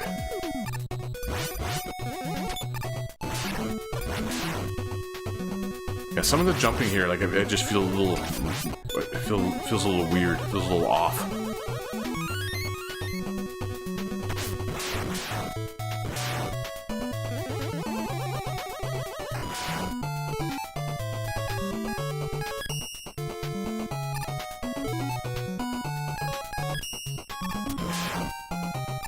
Someone was mentioning the anniversary collection for the GameCube the other day, and I don't know, like, I mean, and we are speaking strictly about the PC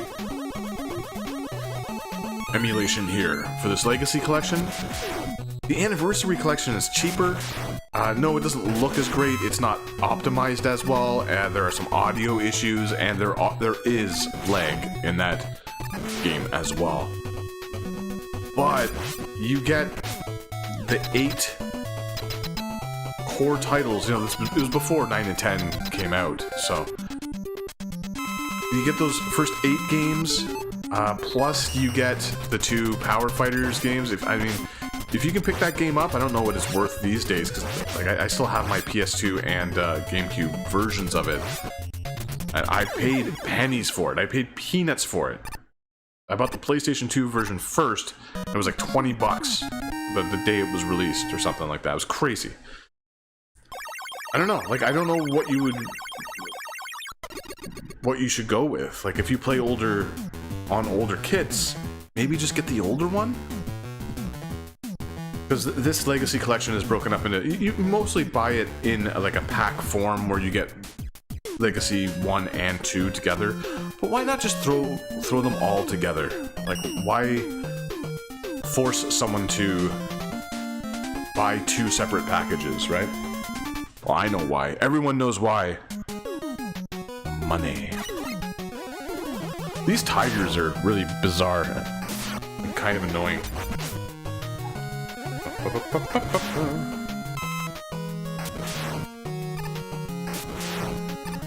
Napalm Man. Nothing quite like a forest for Napalm Man. Super bizarre. Little dark and strange for a Mega Man, right?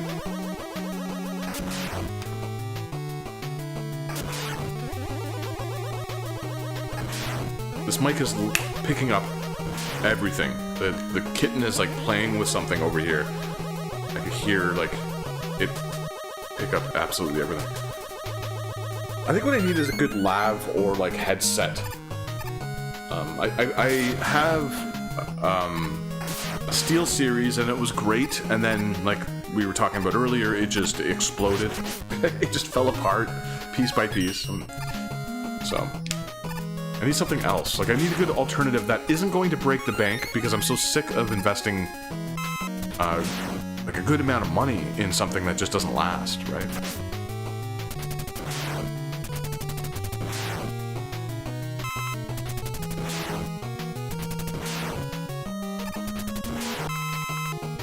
This thing is so satisfying to use. The only problem is when you're like pushing down, sometimes like I just tend to like slide. An extra Mega Man. This game is just filled with extra lives around every corner.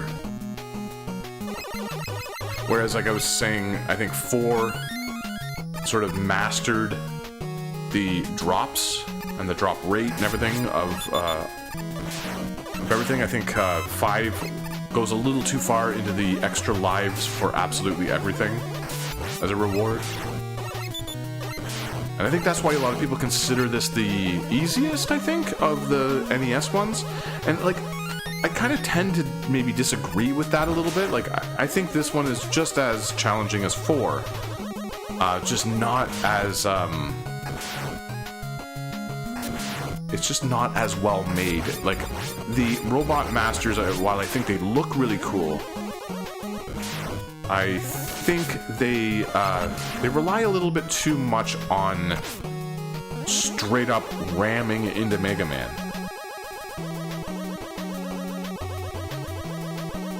Or rock.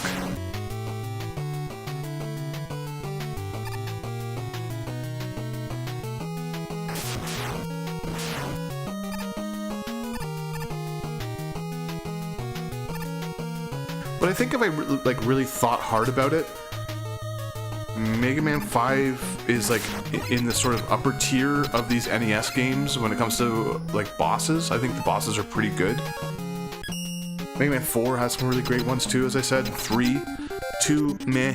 1, meh. I think 2 and 1 are kind of like in the same place.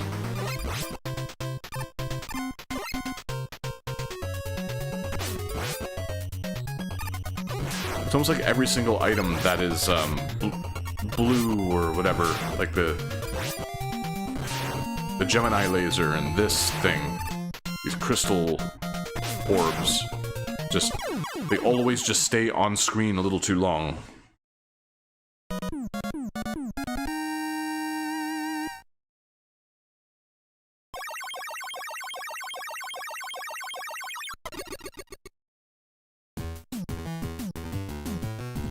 Like, even this screen, the weapon get screen, is really lazy. It's just that new animation. They were really proud of that new rotating animation that Rock does when he's on those little swirly nuggets.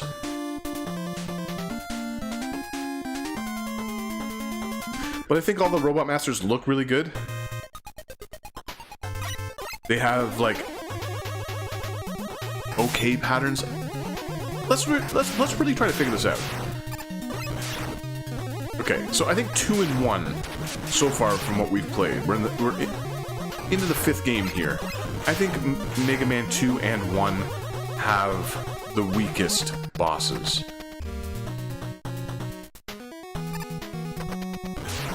I almost want to put 2 below 1, but I think maybe we'll just keep them even, because, like, 2 also has Metal Man, which is a good boss. Bubble Man is pretty okay.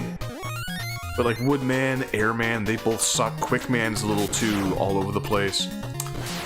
Flash Man just hops around.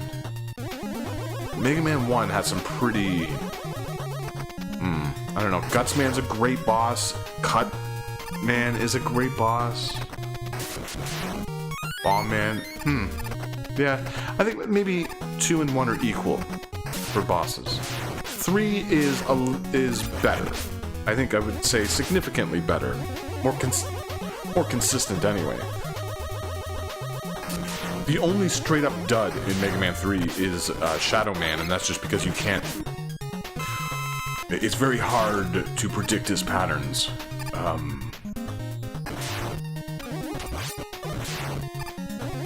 And I would think maybe Mega Man 4 is the same as 3, because like Skull Man is kind of shitty. Toad Man is dumb.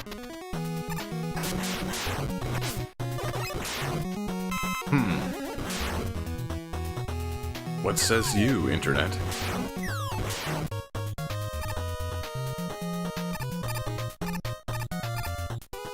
So far, these bosses in Mega Man 5 have been pretty good. But we're about to come up against Stone Man, who is like... kind of one-dimensional.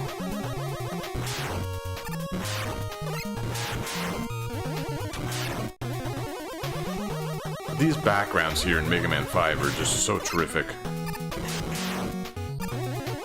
I don't know, all 6 of these games are great.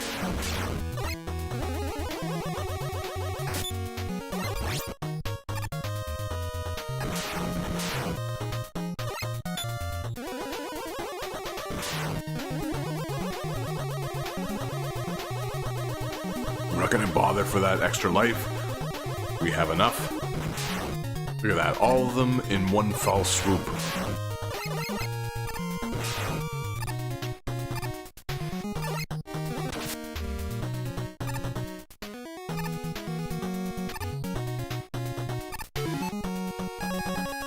They really, like... It's not really the developer's fault. Like, what else do you add to Mega Man, you know? Sure, you could argue that like some of the X things could have been introduced here, but ultimately, you know, like, you have to keep the core series feeling like the core series. You already have a charge shot.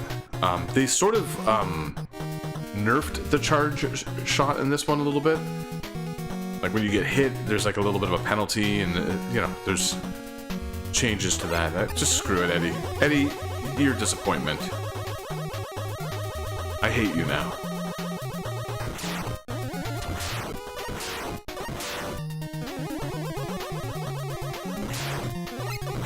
I mean, they added beat to this one, the bird. And the bird is adorable. It basically is just Rock's head with wings, but it's adorable. I like the addition of Tango the cat in the Game Boy ones. That was like a really helpful partner.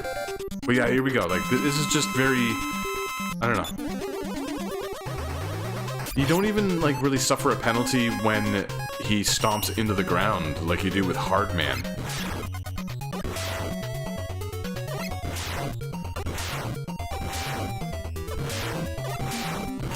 Not a great boss. I don't know.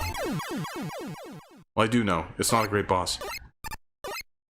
But I think the first one that's been, like, sort of just, like, ho-hum, right? Like, the other bosses are pretty okay in this game.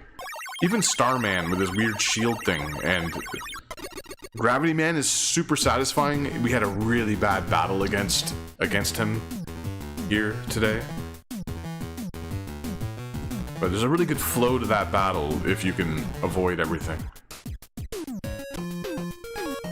But you hear what I'm saying about this music? Like, it's just a little bit like... It's just there.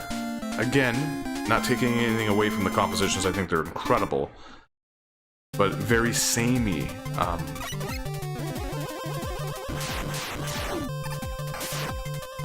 Less manic. You know, I want a little bit of craziness in my Mega Man music. This stage has a really good flow. I think the backgrounds look kind of terrible, but there's, you know, nice scrolling happening. But I just think, like, the spikes everywhere, like at the top of the train, and this just sort of looks kind of bland. But I like fighting these things. They did a better job with the charge shot in this game, not only because, like, you can't just keep using it after you've been hit, but also certain enemies have, like, a very small window where you can, like, get in there and attack them. And it's sometimes better to just shoot pellets rather than charge your shot and go meaty at them, you know? There I go saying you know again, but, yeah. There's just more variety. They sort of are learning, they've learned a little bit along the way where it's like, okay, sometimes it's better, like, see the frequency those little chicks come out? It's like, if you use a charge shot, you have to, like, kind of wait a little bit before getting the next one, so it's better just to rapidly fire.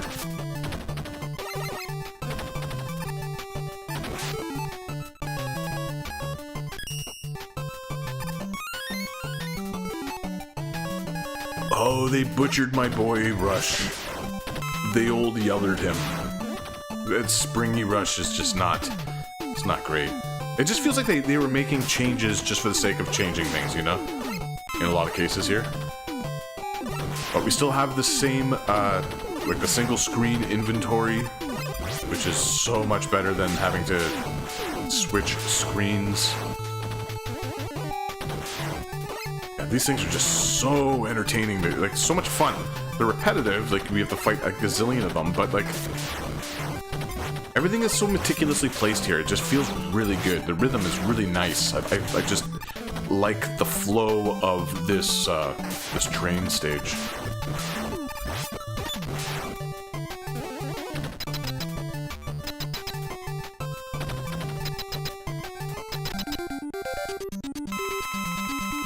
I don't like this boss at all. It's just too chaotic. It is cool how it doesn't jump, right? Like, or it's that's pretty cool. And it is funny how it looks like Thomas. Not only was Stone Man a useless boss, I'm just getting pounded here by getting hit by him. I can't seem to escape. I'm gonna use an E-Tank. Be funny if I, But you see what I mean about some of these bosses? They just, like, stick to you. Look how much health I lost from that too, like just getting hit once. And I get it, like, a robot hitting you is gonna do massive damage, I guess. I don't know. There we go.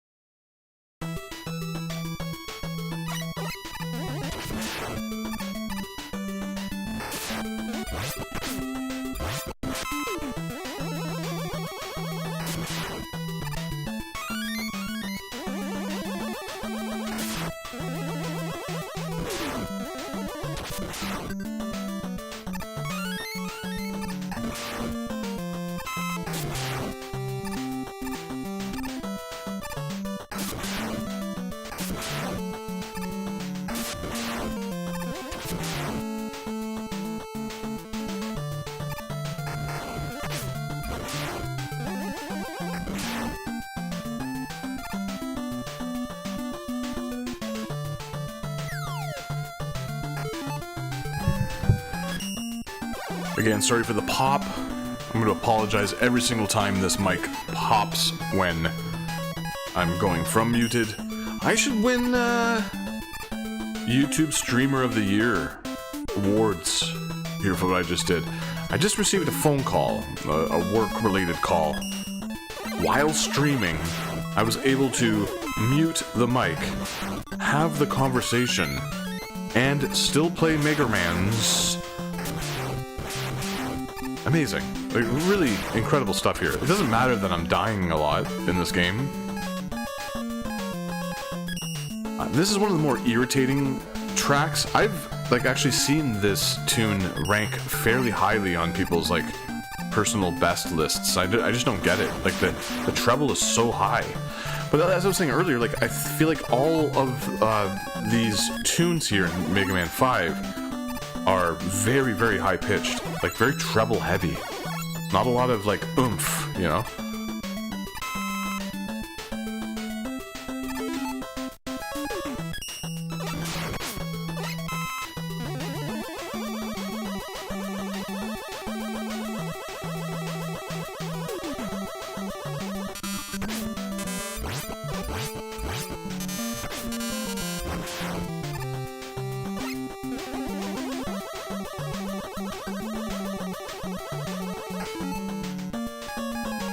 This is like a really good melody. It's just very irritating to listen to.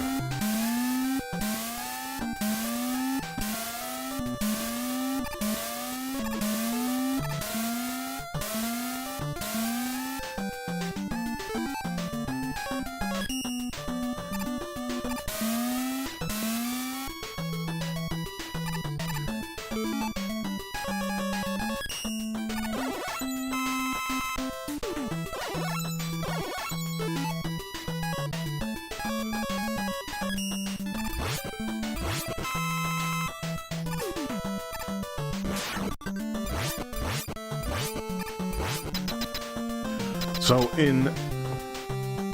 with me like having to like sort of go take that call, we missed the whole dive. Is it Dive Man? But the whole Rush Sea-Doo. It was like sort of a missed opportunity to not have the Rush Marine be the vehicle that we use for that. I mean, he's our good boy. He's our buddy. I'm also really not a fan of how all of these bosses here in this proto tower, and like the proto tower itself, just castle, fortress, whatever, it doesn't have like a really, it's not like done at a unique angle. It's just like face on, no dynamic angles. It's just it all comes off as a little lazy to me.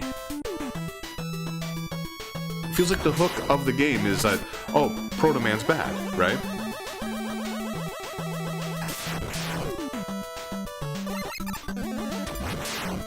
I guess what I'm saying is just, this all feels like a significant step back from what we experienced in Mega Man 4. And like, having these choo-choo Mets here, it just doesn't, it doesn't feel good. Like, it just looks weird. Like, where are the tracks? This isn't a train stage. It just feels like they're like dumping. This feels like a Mega Man Maker level. Like all of these Castle Fortress Proto Man things just feel like, okay, what can we like throw at the player to make these challenging? It feels very Mega Man 2, and I expressed my feelings about like the Mega Man 2 Wily Castle yesterday, where it was just like, just feels like a hodgepodge of a bunch of like reused assets.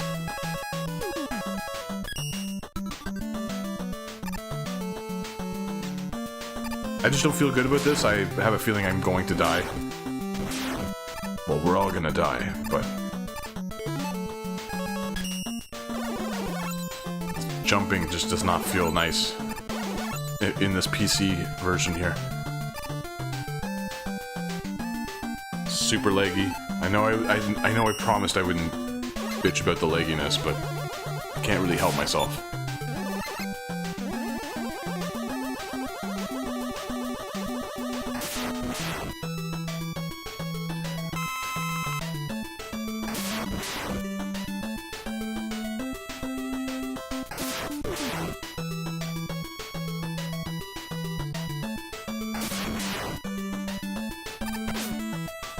We need to refill some of this stuff. Especially since I don't really remember what everything is weak to in this game. I do remember, I think it's the last boss, like in this Proto Castle, is one of my favorite bosses in all of Mega Man. It's right up there with the Yellow Devil. Not as good as the Yellow Devil, but pretty damn close. Yeah, see, like, enemies like this, where they shoot in weird trajectories, like, I really like how you can just take them out with a single pellet. You don't need a charge shot. It really helps with the flow of this game. Whereas like Mega Man 4, a lot of times, you have to use a charge shot to bring down even the simplest of enemies. But you don't have to, but it's just, it makes more sense to it. Really good flow. That feels really nice. I dig it.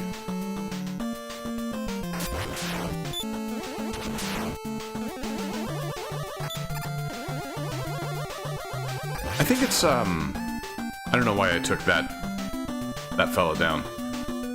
I think it might be just important to note that I consider all of the Mega Man games for the NES to be A+ video games. Like, all of my complaints and or praises for one are, they're so close.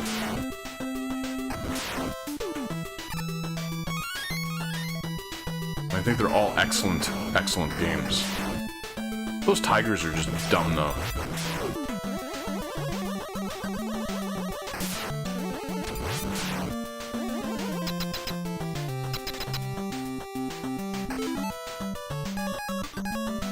So as you've probably noticed, like watching me, if you've watched me stream yesterday and then today, it's like I heap a game with praise and then I have just like issues with certain things, and I think that's what it takes to properly review something, right? Like, a lot of people, if I say one bad thing about the game they love, they think I automatically dislike it, but that's just not the case.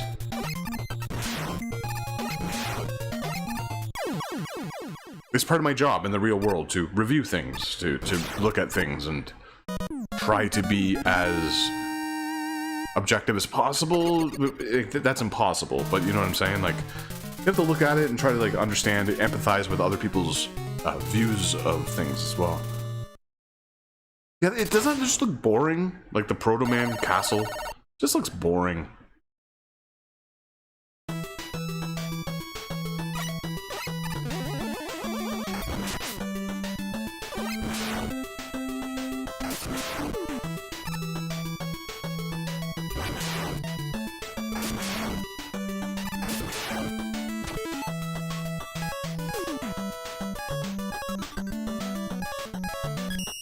And this tune, this particular track is just getting a little bit repetitive. We've heard it so many stages in a row at this point.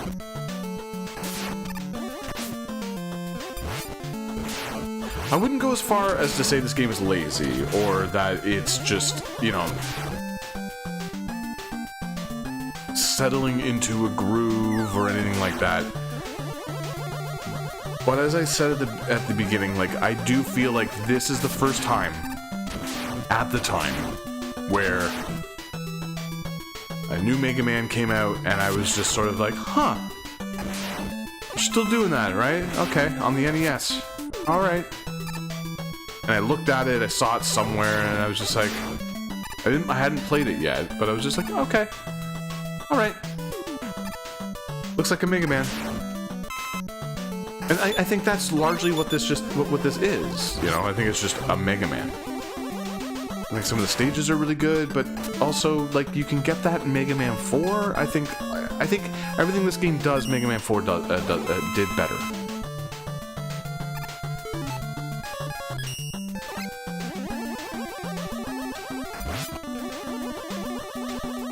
But it's also really pretty. It plays very well. I don't know. And if, like, let's say if you enjoy a more, let's just say, what's the word that I'm looking for here? Because I don't want to sound like I'm being smug or condescending about this soundtrack. If you're looking for a more,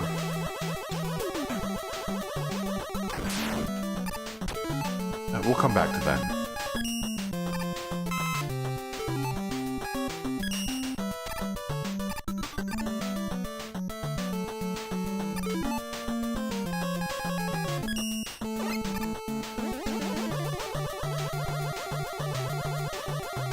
consistent soundtrack.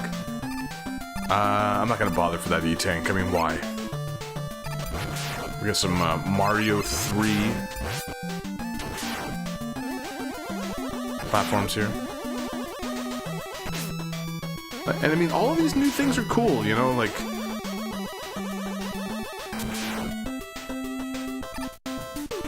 These additions are cool, but just nothing as, like, game-changing as the slide, you know?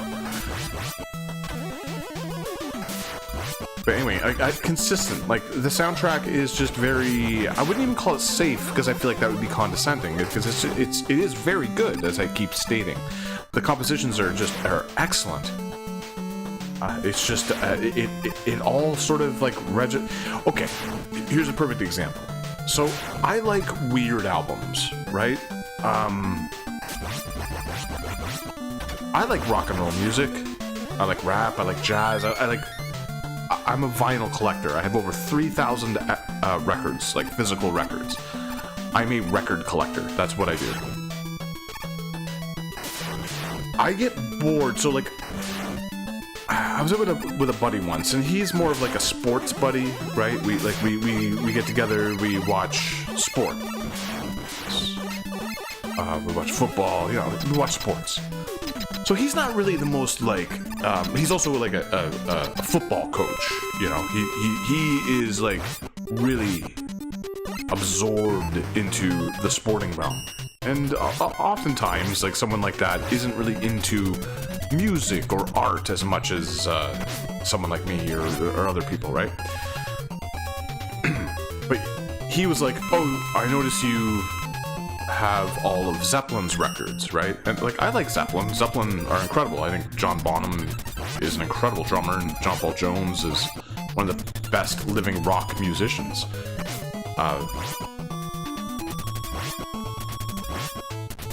But it's like, he was like, played me something of this like more modern band, and this is going back like 5 or 6 years, and he played with like this band, and they sound exactly like Led Zeppelin. And he's like, you like this?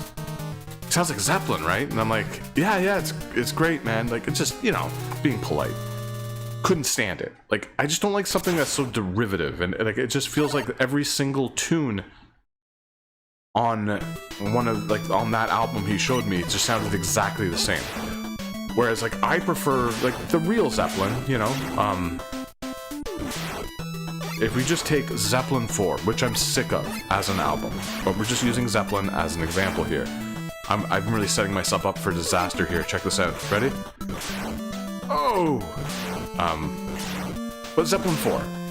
It's similar to, like, Dark Side of the Moon by Pink Floyd, where it's just overplayed. And if you were a kid who grew up with radio, you likely cannot stand any song off Zeppelin 4. But, like, Zeppelin 3, Zeppelin 4, every song is completely different. And I feel like that's the type of stuff I like. I like the band Opeth because every song is different, especially on their older stuff. Like, you get some, like, really, like, heavy death metal stuff. You have some acoustic stuff. What's happening here? Oh my goodness, drama. Oh, what? How? What? That was whoa, that was one of this is one of the best battles. This is one of the best boss battles. So you can use beat to destroy this thing. Maybe it has another weakness. I just refuse to do so because I enjoy fighting this straight up every time. Look at this. It's just so much. This is so entertaining. I know it looks like basic and boring, but I don't know. I think this is a really excellent boss battle. I mean, it kind of sucks that we had to fight a few carbon copies, or like just very similar looking versions of this, but Mega Man 3 did that too with the Doc Robot stages. I don't know, it's just so dynamic. I don't know, I just like the flow of this. It's all about flow with me with these action platformers, you know? It's really nice. Anyway, so like Zeppelin 4, every song sounds different. You know, Opeth, every song sounds different. Really like Dalek, like rap group, like Charles Mingus, great jazz. Sharon Jones. I'll just keep naming things, but like any album that can be one thing and then like change it. Every song sounds a little different. I get really bored with an album with every song is like, okay, every song is black metal, so it has to adhere to these specific guidelines and like this specific sound or sounds. And that's how I feel about Mega Man 5 soundtrack. It's really good. It's actually amazing. If I were her, I'd put this on my resume. I'd be like, yeah, I made the music for this. It's incredible.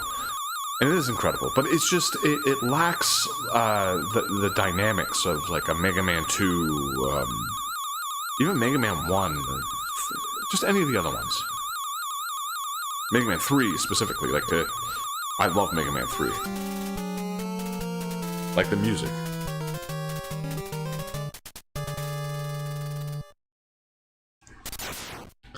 And as I was saying while we were playing Mega Man 3 yesterday, I could immediately tell the composer by how much I enjoyed the tune in Mega Man 10 that they wrote. And I could immediately... What? Okay, that's... Is that good game design? I don't know. That's really bad. I do know, that's bad.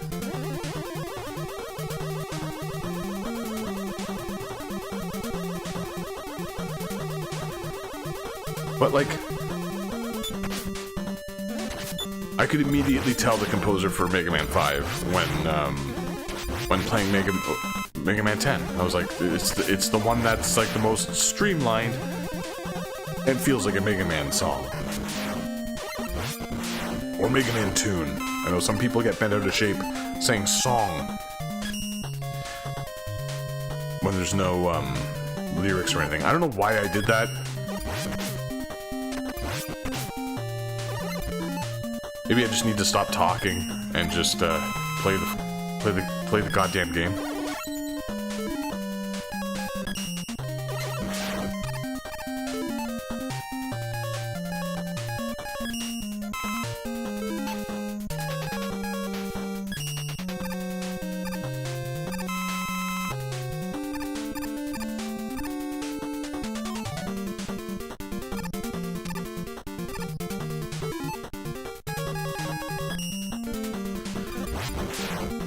The soundtrack for this particular game is a little sadder too, isn't it? Like it's a little bit more...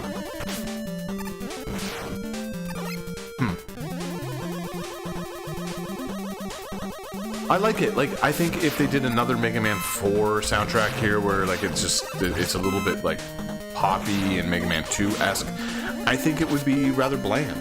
I like how this soundtrack does stand out, and it stands out for being kind of unremarkable. In my eyes. Like, and unremarkable doesn't have to mean something negative, right? It's just really good. There's nothing about it that really like soars.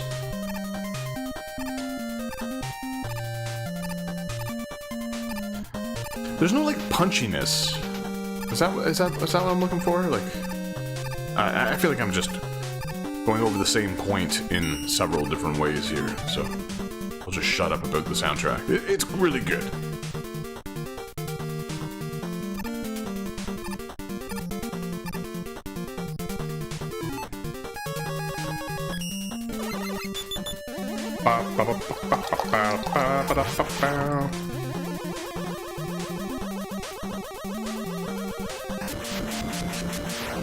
All right.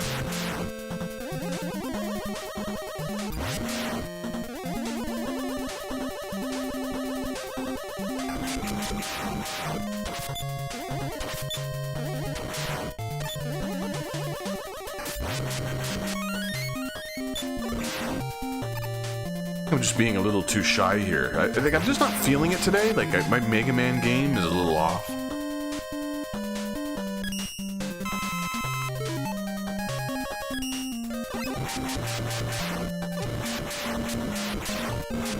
A little timid. Again, it's just, it all has to do with like how unfamiliar I am with this game. Like, Like, I've beaten it probably more than most people, but nowhere near as many times as the first 3. I really like this enemy. I like how dynamic it is. Like, you have to hit the big one in the head, and the little chicks are coming out.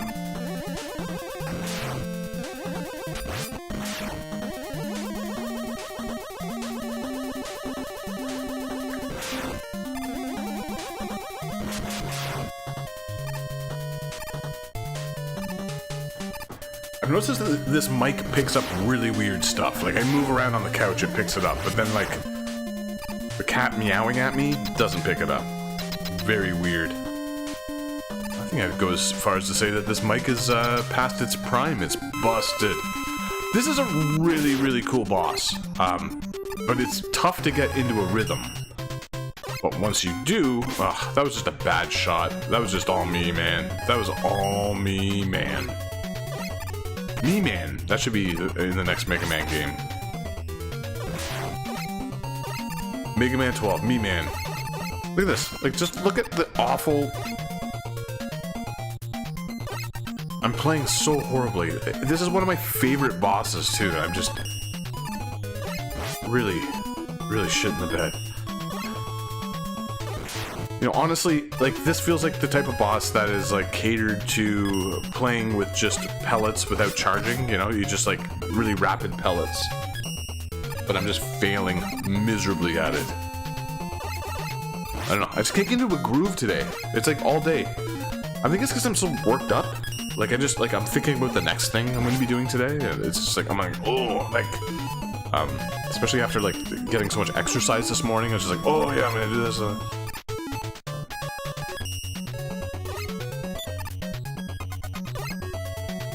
You'd call it serviceable. It's there, and you know you're playing Mega Man. Yeah, I mean, that's... It's a very dismissive way of looking at it, but I feel like I've been dismissive as well. Yeah, maybe. But I do know people who really hold this game in high regard. Look at how shitty I'm doing here. Like, this is embarrassing. Like, come on, me? This is all me. This is actually a really great boss, despite my behavior. Like, what I really should be doing is not using Crystal. And just... what you want to do is, like, it feels really good when you get into a good rhythm with that boss, because you're using just your, like, lemon pellets, and you just go doot, doot, doot, doot, and you can, like, take out everything. And it's perfectly balanced. It's just, I was playing like a complete arsehole there. I was playing like I have always disliked myself, I've never picked up a controller, and also I dislike all of you. That's how I was playing right there. I just have no respect for anything. That was a really embarrassing display. I would love to go back and do that again. I guess you can. This game does have one of those stupid rewind features. I think I've actually tapped it a couple of times by accident. It's clearly by accident because like it didn't really do me any benefits. It's on one of the trigger buttons, and because I'm just kind of a Cro-Mag slob with a controller in my hand, so I probably accidentally tapped it. But yeah, that is a great boss. I did not play it. My performance was not up to snuff.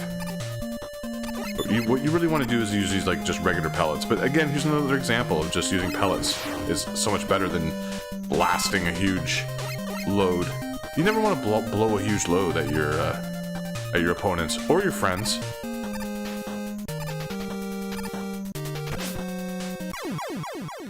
I mean, unless you really want to.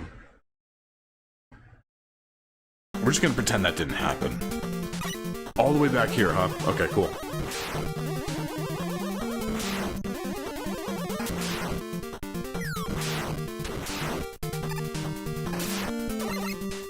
Well, it's a good thing we have 758 extra lives because boy oh boy. Look at that, like just the color scheme there is super cool. I really like the colors here in Mega Man 5. I think I might like these backgrounds and colors more in this game than any of the other Mega Man games. They go back to a more like rudimentary color palette for Mega Man 6. More solid colors, familiar ones. This one is a little... It matches the soundtrack, or the soundtrack matches it, I should say, but it's very,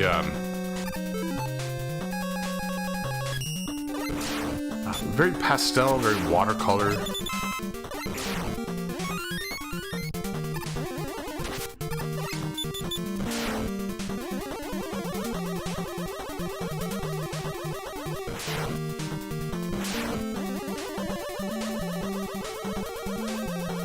I love that color scheme right there. Like I would hang that on a wall. The purple and the blue. Very beautiful.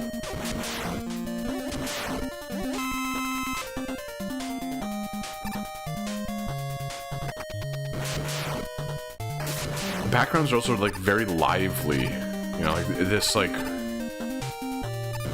All the machinery, like in the background here, or like the paneling, or whatever you want to call it. There's like little animations in it, like the glowing lights. Looks so nice. I think this game looks really nice. Again, like it just matches the music.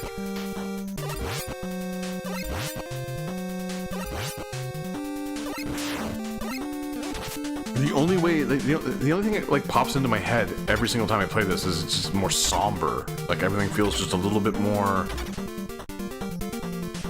contemplative, or I don't know.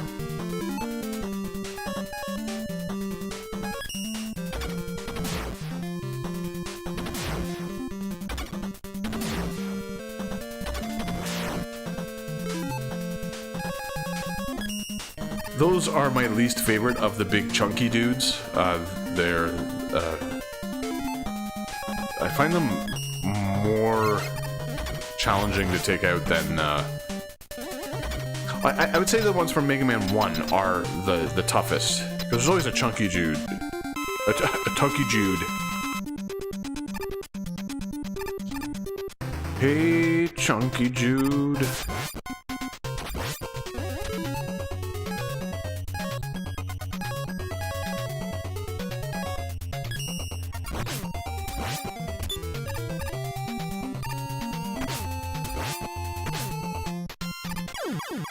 Oh, man. Yeah, I'm playing like shit, and we still have one more game to get through.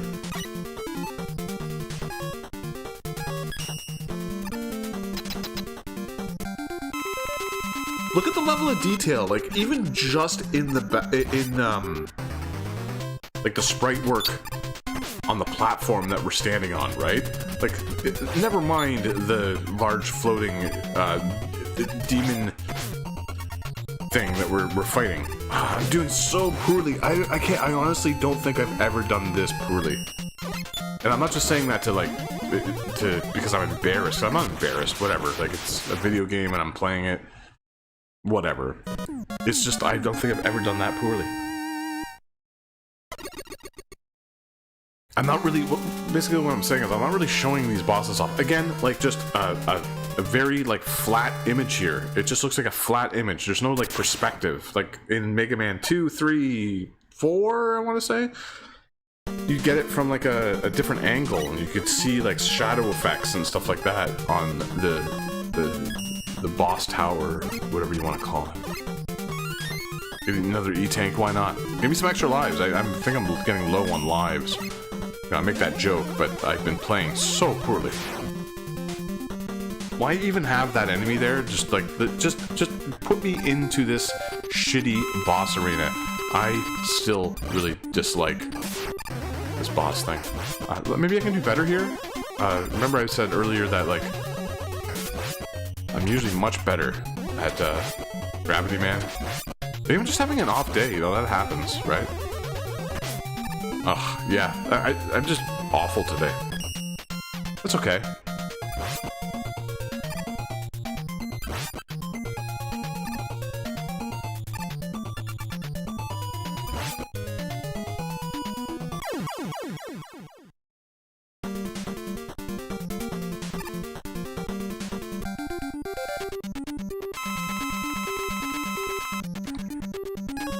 This is another example of a boss who has like a really good rhythm that I'm just not picking up on today. I'm just not jiving with any of this shit, dude. Yeah. I'm just terrible today, man. Ugh. Are you seeing this? Blah.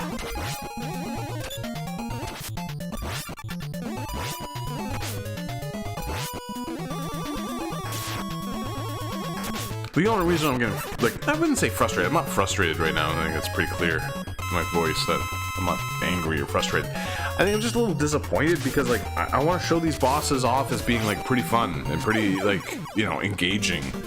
And I'm just playing so poorly.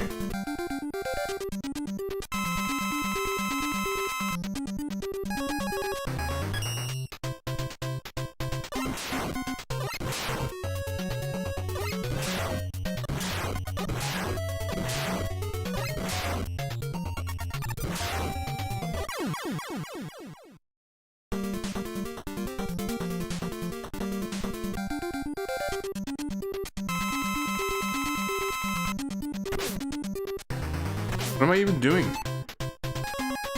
What? What am I even doing? I'm just testing something out here. Oh, it is Starman's weakness. It is the wave. I was just, because I always take Starman on first. I was just wondering if the last boss that I took out is actually its weakness, and it looks like it is. But you have to get him on the ground, which is kind of silly because he spends a lot of time up in the air. And I also just really like fighting this boss. I mean, it's very basic. Like, it's not like the greatest boss design out there, but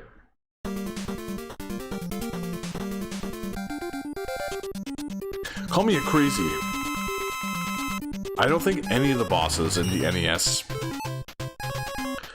Mega Man games, like, I love Mega Man. I enjoy, like, certain bosses.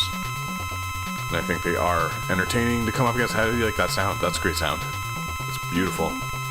Yes, do it for every single thing, please. Wonderful. Anyway, I don't think the bosses got truly dynamic and entertaining to fight, like, on a, like, just 1v1, almost like Street Fighter level, until Mega Man 7, until the SNES. Because they learned so much from, like, the X series, or the first X outing, where all of those bosses are just so good. It just, going back to these, they're all very rudimentary and they're just basic.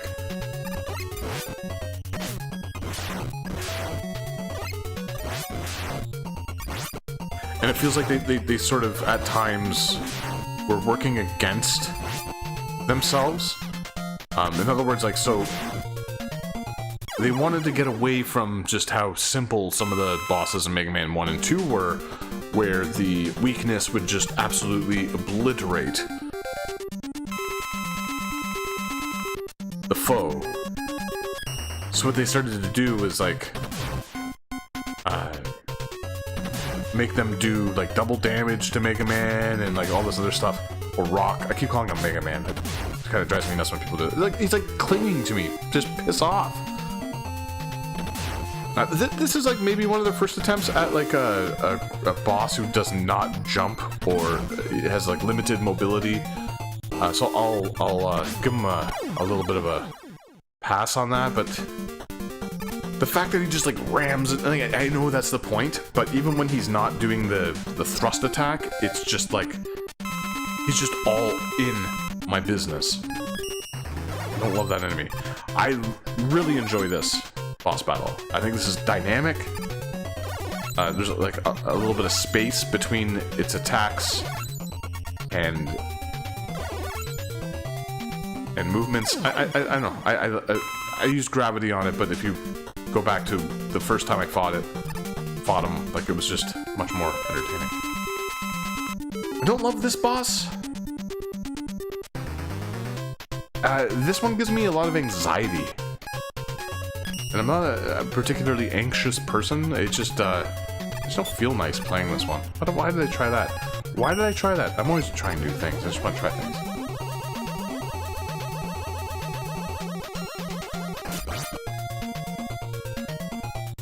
If you ever want to try new things, try gambling in the middle of the day. Seriously, it's amazing. Basically what we're going to do is download an app, play your favorite matchmaking game, Puyo Puyo. I can't even say that word. What you want to do is maybe get yourself a little online dictionary where it allows you to practice words like Puyo Puyo. You can say them properly, so that you can go bet money, real money, on things like, hey, I walked home with a soda today, a soda water. Oh, damn. I had it at the bottom of my bag, and it was jostling around a little bit. 50-50. Is it going to explode in my face when I open it? Right? My soda water. My Perrier. Is it going to explode in my face when I open it? 50-50. And you just gamble real money on that. You know, against complete online strangers. It's okay. It's good to gamble. And if you're 12 years old, just you know, make sure you have your parents' permission. But also, you like that Pokemon stuff, don't you? And all those Roblox video games? We're already teaching you. We're already teaching you how to gamble, so just do it that way. It's good. Gambling's good. Cigarettes are horrible. Stay away. Are you smoking cigarettes? Okay, well then you need to go to prison immediately for smoking cigarettes, because that's disgusting. It's awful.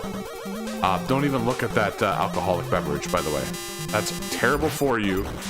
We've learned that all that stuff is bad. But gambling? Awesome. So today, that's our ad.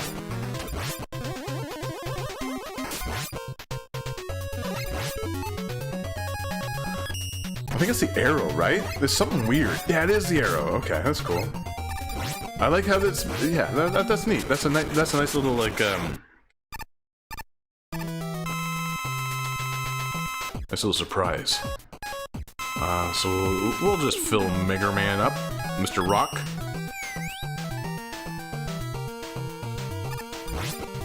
Look, it's Beat. He's doing stuff. Hey, Beat.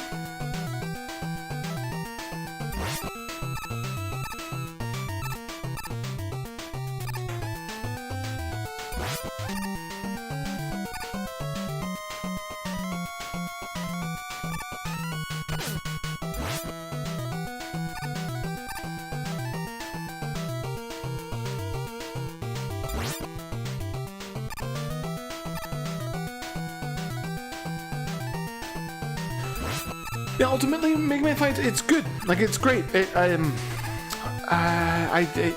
it's good. 4 and 5, I sort of always, like, put into the same little pocket, and I don't think that's necessarily fair. Because 4 is... 4 has character. Like, 4 has energy. It has, yeah, it's just...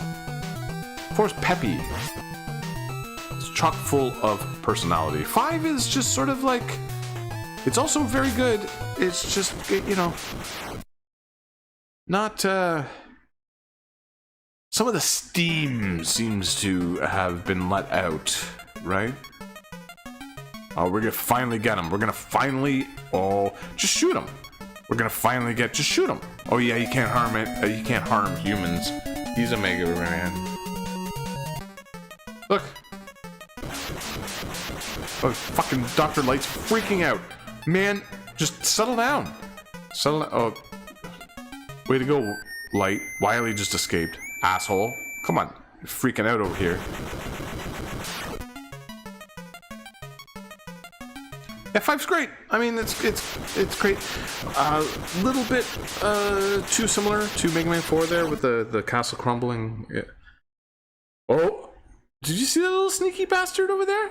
Oh, he's so little sneaky. There's a little sneaky happening over there. That's good. I mean, they're all A games. They're all terrific games. I always like put 4, 5, and 6 into a similar basket, but wait for it. We're about to play the 6th game on the NES. 6 games on the NES. None are bad. All are wonderful. But I used to just think that, like, okay, well, diminishing returns, like 4, 5, 6, you know, like that. Like 4, 5, 6. 4 is a great game. 5, it's a little bit by the numbers. Wait till we get to 6 here. Wait till you hear my opinions on 6, because it's just my opinions matter. Everyone's opinions matter, but mine matter most, because I'm live streaming this for no one, for like 2 people. It's great. Here we go. Ready? Okay, bye.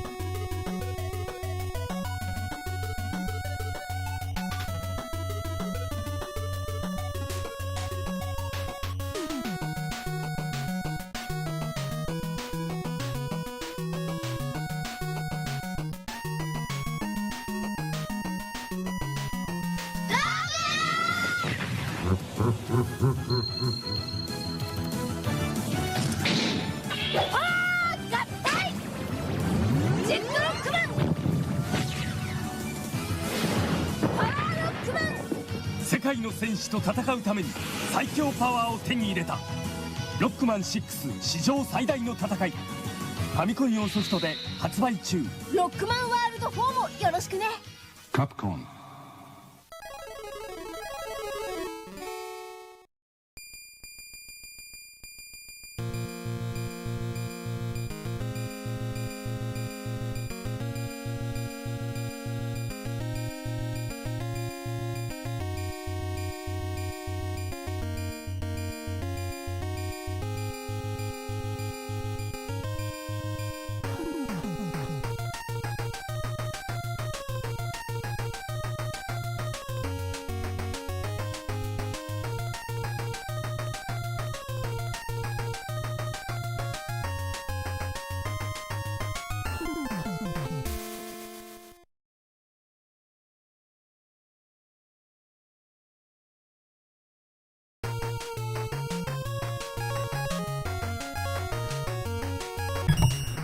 Six on the NES. Alright, so, like, I used to just kind of disregard this one. I used to be like, oh, yeah, too many Mega Mans on the one console. I dislike this robot screen so much. It's a little 2X for the classic series. Mega Man 6 is my 3rd favorite of the games on the NES.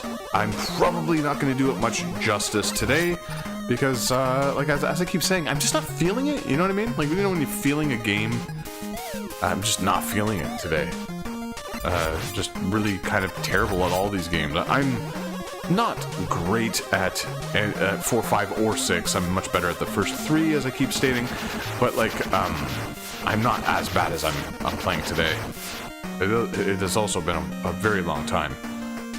But 6, I think 6 is for something I used to just consider a just throwaway game. I really disliked the box for it when I picked it up. It was like, oh, this is like a Nintendo product now? It's just Mega Man's Nintendo now? Okay. You know, there are reasons for that. The way it was released here in North America. Oh, jeez. I'm embarrassing myself here with the way I'm playing. 6 is just really, really fluid. Like, it has there's so many different. It introduces new things while really showcasing almost the best of all of what classic NES Mega Man was all about. Does that make any sense? It's just, I don't know. The graphics aren't as nice as 5. I think 5 is a nicer looking game. But 6 just plays really well.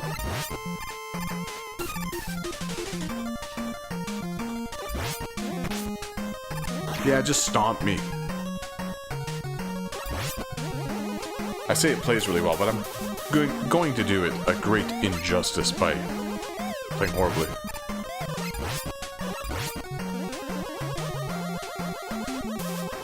But the music, you can immediately hear it. The music is just more peppy. It has more heart and more life, more just I really like 6. I think of 4, 5, and 6, if we're just talking about them in a vacuum, I think 6 is the best out of the 3 of them.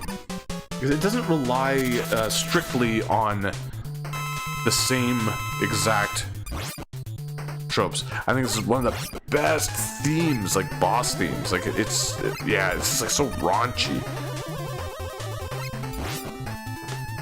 The bosses themselves. Now, this is what I've been sort of getting at what I've been talking about all day. Where I've been trying to get to is that these bosses really just charge at rock, and it's irritating. But whatever, I don't know. Look at how this is framed. That looks nice. That looks cool. And then this. Oh! Look at a special animation screen. Not just him looping around. Twisting and twirling. Pirouetting. I don't remember where to go next. I think it's Flame Man? A lot of the Robot Masters in this are stereotypes, because I think this is the one where they open it up to the world, and it's about the world, right? I think that's the plot. I don't give a shit about any of these plots, but I think they opened it up they allowed fans from all over the place to design characters. It was relegated to Japan for a couple of the years. Look at that! Isn't that cool? These little fire dudes drop flames into the oil and create. It's so good. It's so good. So many great ideas here. I really like this game. Again, I think the backgrounds are kind of bland. It feels very 4, even though 4 looked pretty good. But compared to 5, I just think this looks a little bit more basic. That's okay. Check this out. Boom.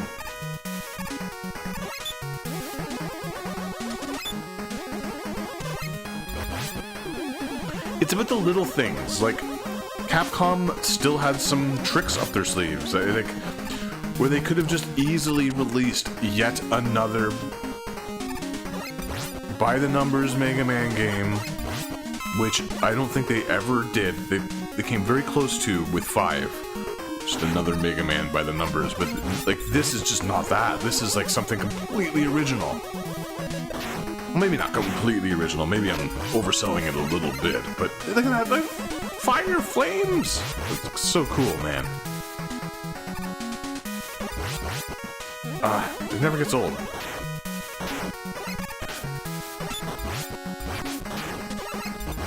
I like how these things like that like hug the ground are very similar to the ones from Mega Man 1 and 2. It's almost like they're like the grown-up versions. What am I doing here? Come on, me. Come on. Like I said, I'm not playing very well today. It's okay. It's okay. We're not perfect. No one's perfect. Look at this. Boom! Love it! Really dig this tune as well.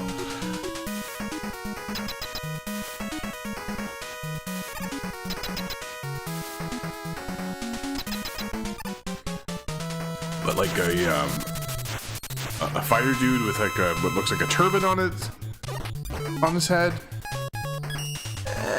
You know, maybe not great. I've read a lot throughout the years, like just of like people talking about the Robot Masters in Mega Man games, and I remember reading something that was like, you know, this boss and a couple of the other ones from here are racist, and it's like, you just, you know, take it down a notch. Please understand what words mean before you start spewing them all over and getting people riled up, right? It's not racist.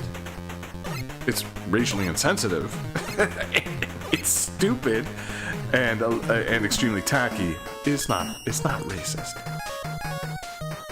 That Tomahawk man over there staring at me as I say all this.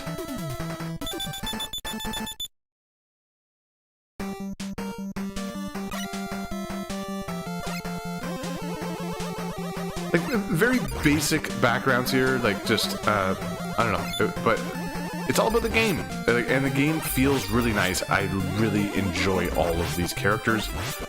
I really like a lot of the, something we really haven't spoken about too much, because I don't use a lot of them, are the power-ups from the Robot Masters. Here we go. We're gonna get our first introduction here to this. Look at this. The POW. So, Rush has now merged with Mega Man, you know? And we can get this, like, super suit, where if you hold down the button, boom, you can just punch shit. You can punch shit without doing Rush dirty, you know? Like, Mega Man 5 with that weird bouncy Rush. I didn't love that. Check this out here. A little environmental thing. Boop, boop, boop. Right? Get through that, get an E-Tank. Why not? Why not reward a bit? But check this out. When you use it, it actually sticks to whatever surface. So, like, see how that was like a horizontal beam of fire? It's so good.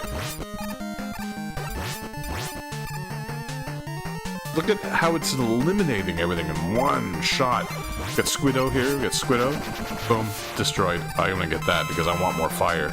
I love more fire. More fire.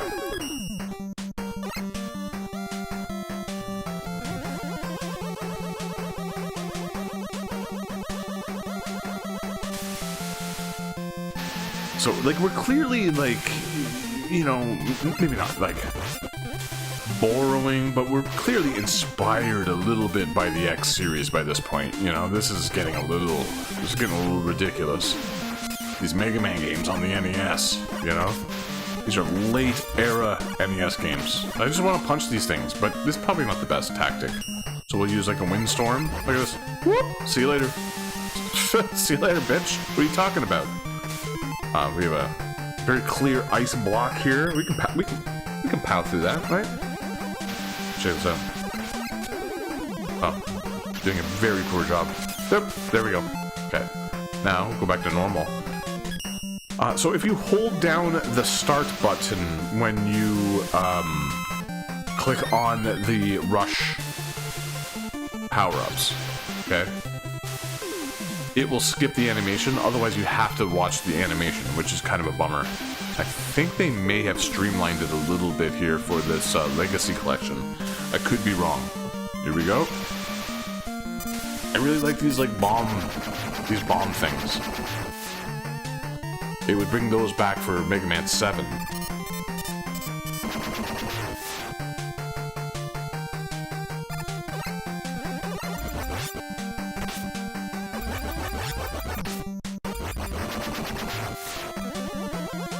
I really dig how, like, you don't need to use a power-up shot to take those down. Again, I did a very poor job showcasing, like, just how great that enemy is, like those big squid monsters are. If you just use regular pellets, it's so satisfying to be able to take out the homing missiles as well as, like, the ice blocks and do damage to it. Here's what I mean about insensitive here. This is a little bit Canadian, right? So we all wear toques, or as beanies, as you Americans may call them.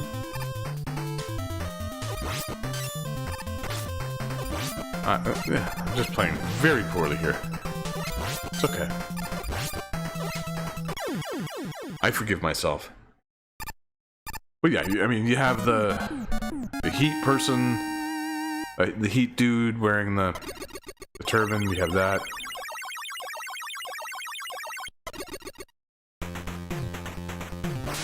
Look at that, blasting.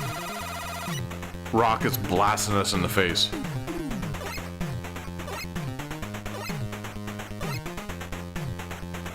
He's blasting us in the face with Satak. Satak. Let's do plant. This is legitimately one of my favorite stages in any classic Mega Man game. Ironically enough, it's the Forgotten Area.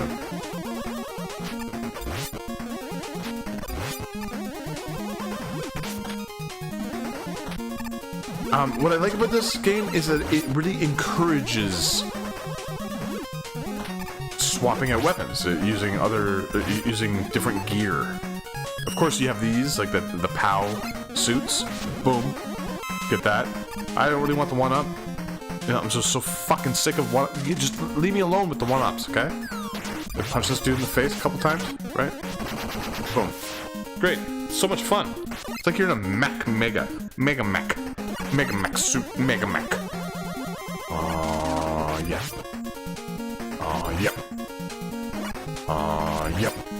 Oh. Messed all that up. I screwed everything up. Eddie gave me that extra life just out of spite.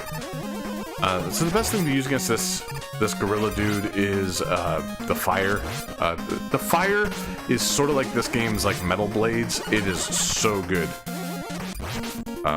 It does take a little bit of skill to use though, so maybe calling it the metal blades is a bit of a misrepresentation of the actual gear. Look at this. Oh, boom. It's just like, just punch you in the face. Go fuck. Yeah. We're gonna just go. Bouncies. Boop, boop. I needed some of that. I needed that.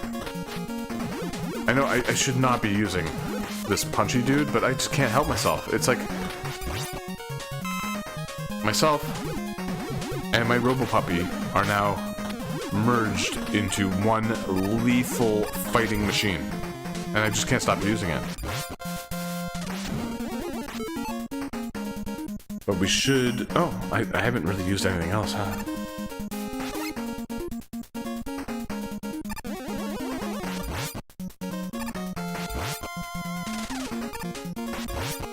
Again, you want to be using the fire, not this.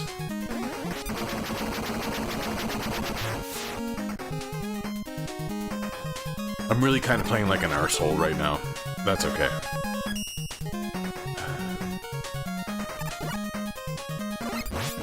We have, like, very little health. I'm making this much more challenging on myself here. Yeah, there we go. One of the things that I find super obnoxious and annoying is ever since Mega Man 4, they've been including enemies who pop out of gaps in the ground, and you don't really know they're there. Like, the whole thing about Mega Man games is they are one of the best examples of a video game teaching the player through safe environmental hazards, right? So, like, when you enter something new, like a new obstacle, the Mega Man games will always, like, kind of show it in a safe spot, right? Like, oh, okay, you're good here.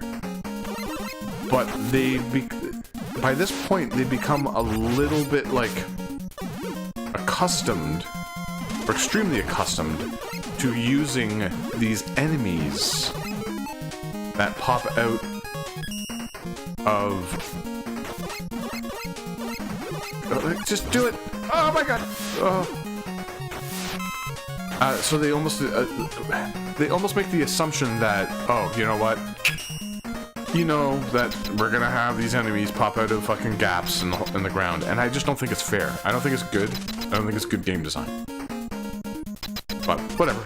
Like, that's just it has a nitpick.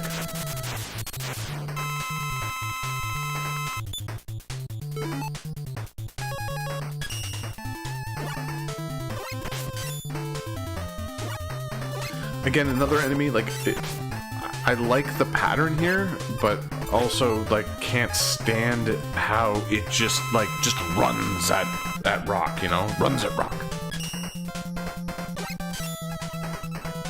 I mean, there's only so much you can do to make these bosses challenging at this point, I think, because people just, like, exploit them or find ways around it, but, like, this is not the answer, just having them run at you. Like, it's just not...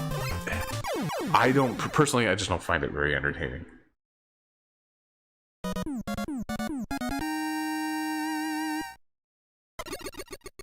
And that's kind of every single boss in Mega Man 6.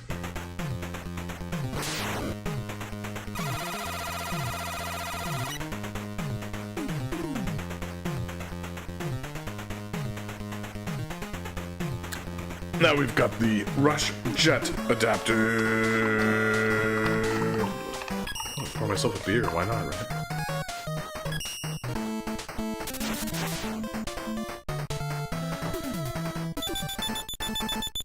Yeah, I've seen like a many write-up about Tomahawk Man. It's like, oh, I'll give you this. Oil Man from Powered Up, Mega Man Powered Up. You know, I think that's flat out just disrespectful, but like Tomahawk Man, I don't know. One of his hands is a tomahawk. It is a little weird that we're fighting cowboy enemies and such, right? But I'm really not here for that. Like, it's a silly, stupid name, but a lot of these characters in this game are. The Blizzard Man having a toque and skis, and it's just really dumb. Like, I think this is really this series at its dumbest when it comes to robot designs and themes.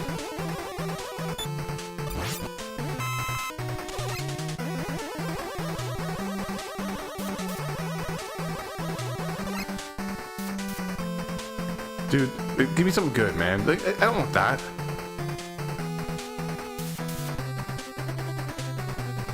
Yep. That's my delicious baby. Look at how nice this is. Look at this. That's great. And there are branching paths here, like very X-like, but not as obnoxious as it would later become in the X series. With like even just starting with X2, it got really weird with like the whole like, okay, you change this and you do that and you do this. Oh yeah. But it just I want nothing to do with that stuff. I just want a straightforward like adventure, goddamn adventure. And I think this is like, this kind of nails it, right? Like you can go off and do this weird shit.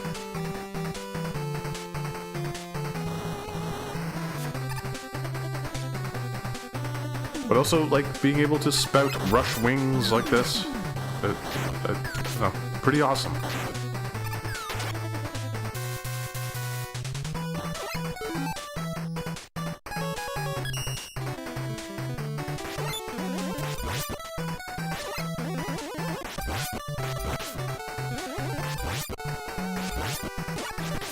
I shouldn't be doing it that way. I just love it.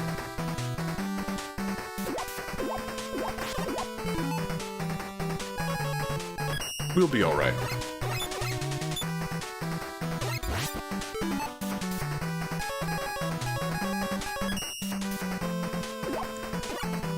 here we go.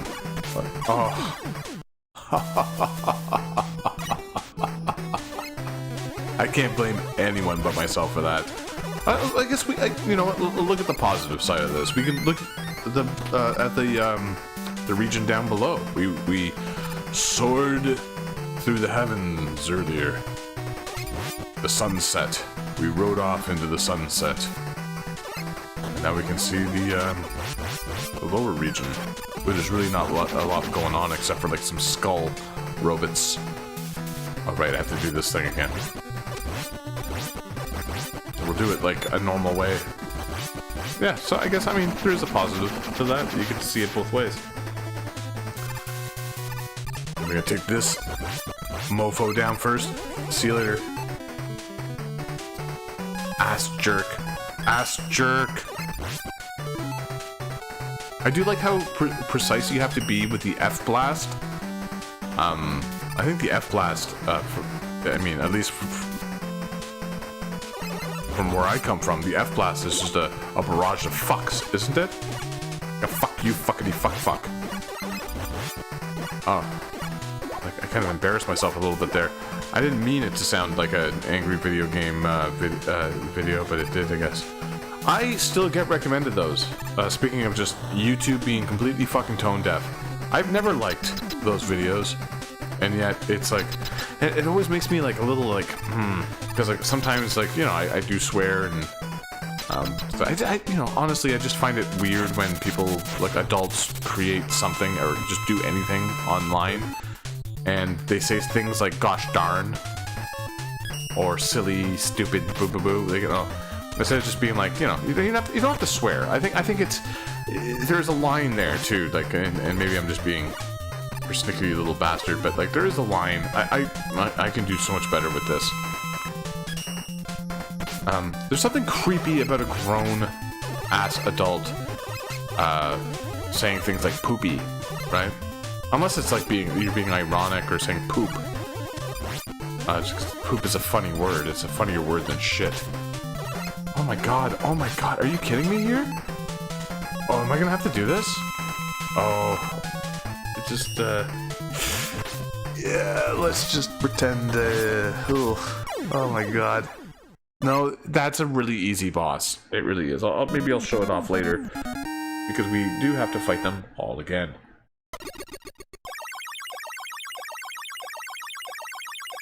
On the other side of that, like, I do find it very tacky when people just swear constantly. Like, there's I alluded to it yesterday, but, like, I do not think Mega Man 2 is the best NES game out there. Especially, I love the series and everything.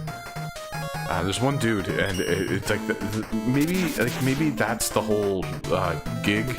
Maybe that's the whole joke, is that he's, like, the tackiest human being ever, because the dude just eats Taco Bell and talks about like really like abhorrent like things, and I'm trailing off here because I don't want to really be a dick, but it's also just sort of like you really need to swear every second word. I have someone in my family who does that. And it's like it's a female, so like she's like swearing. Every word is a swear. Fuck, wait, fucking shit, fucking. Wait. It's like, it's okay, like, I don't know, man. It's unpleasant to listen to. I'm not saying my endless stuttering.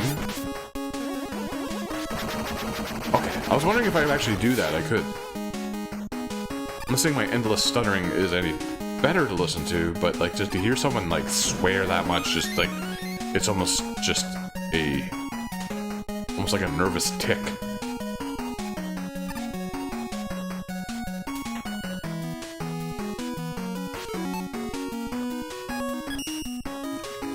But yeah, YouTube really wants me to love the angry video game nerd. It really does. It really wants me to love it.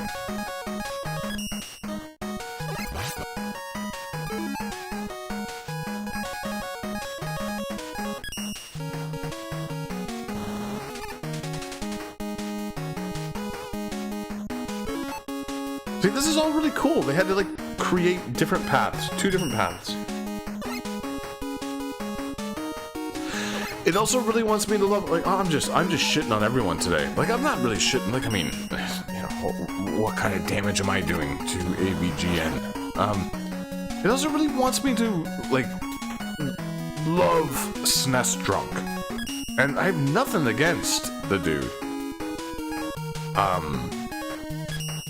But honestly, good for him for being able to, like, create really short, brief videos where he says literally nothing about video games.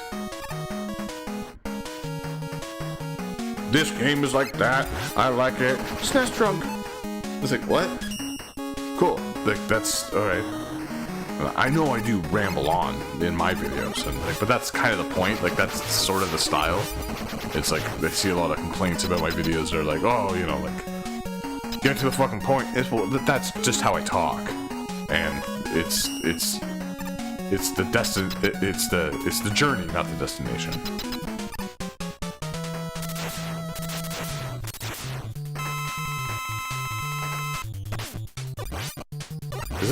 Is this the weakness? I can't even remember the weaknesses. Look at how much damage everything does to me now in these games. You went the Castlevania 3 route. I'm just shitting on everything. I don't need to be so negative. It's just, yeah. Just find a lot of this stuff is just very bland. Unlike Mega Man 6, which is great. This is a great game. Look at the background there. That looked nice. Look at this. Oh, blasted in the face. Rock. I got a rock blasted in my face.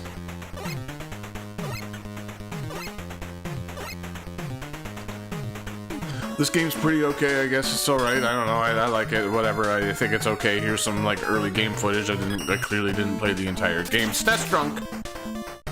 Okay. Wow. 3 million likes. 3 million gajillion views. And then I'm gonna take those opinions and use them in my own videos.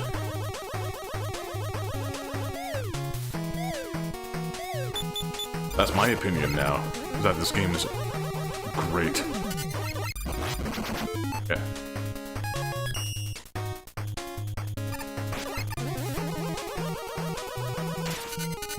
I think this is a really good time for an ad break.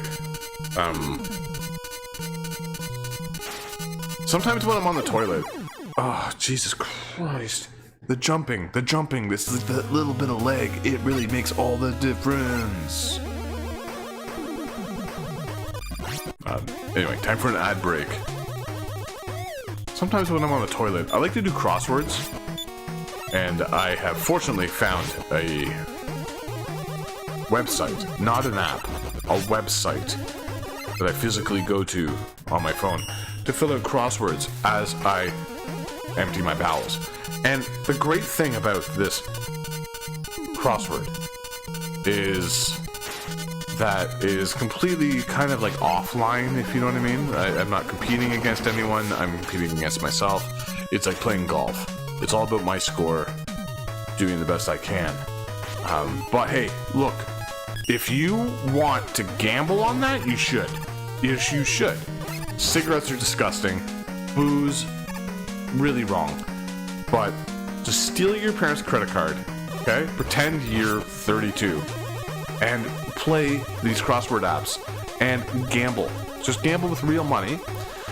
It's a really good thing to learn for humans, for the future of humanity. Is that gambling is really good. You can like look. You can be sitting there taking a shit, and you can make like $40, right? $400 if you're really that good. Hey, and it's good. It's good positive stuff. Don't worry. It's good stuff. Do you wake up in the morning and cold? You wake up in the middle of the night, cold sweats. In the morning, just like drenched in a wet puddle because you're just worried about not being able to pay your rent, being able to pay your mortgage. Hey, don't worry about that. That's normal. What you want to do is get right back on there. Go back on the toilet. Sit in the bath. Toaster close by. Just sit in the bath, relax, chill out, and enjoy gambling online. It is super free. Super free until you owe. We won't do it. We're not talking about that. We're talking about the good things about the gambling online. Just do it. Just do it. Are you even human? Are you even human?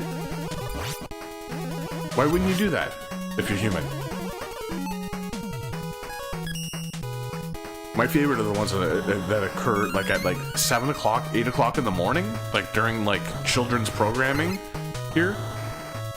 I don't know, like where I live, and it's just like a fucking woman like saying, "Are you stupid?" Like that's literally the fucking ad. Is like she is in roller skates trying to kick a soccer ball, and she's like, "You wouldn't have roller skates on kicking a soccer ball, would you? Would you? You fucking idiot." Oh, why would you play games online for free when you could be gambling real money? Like, I'm not, like, there's no exaggeration there. That is the commercial. It seems like it's written by a fucking computer program. It's not even clever. Like, roller skating? Like, who roller skates?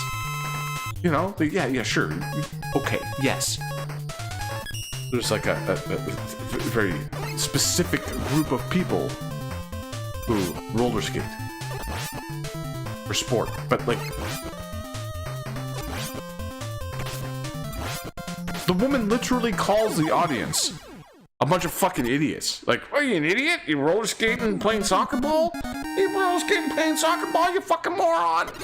And that's somehow that's legal. That's a legal commercial to have on television in the morning. I can see that. 2 o'clock, 3 a.m. Right? Scummy, fucking shitty asshole ads. Where you want to punch everyone in them, right? Like the actor. Like, why would you decide to do this? Like, why? Like, are you Satan? Like, why would you decide that this is... Yes, everyone needs to pay their rent. But fuck you. I hate you now. You know? But that's just...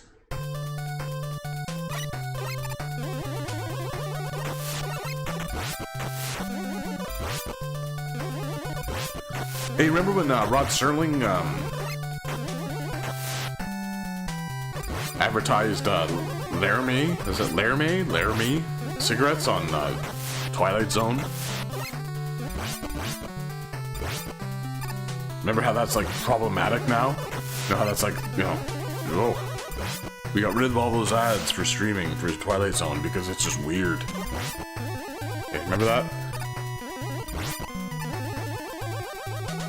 Or, you know, like booze ads. Booze is really good. It's really good for you.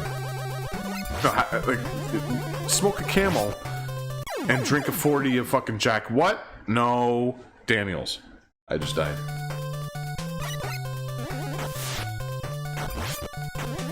All these things are really good for you. They're really good for your,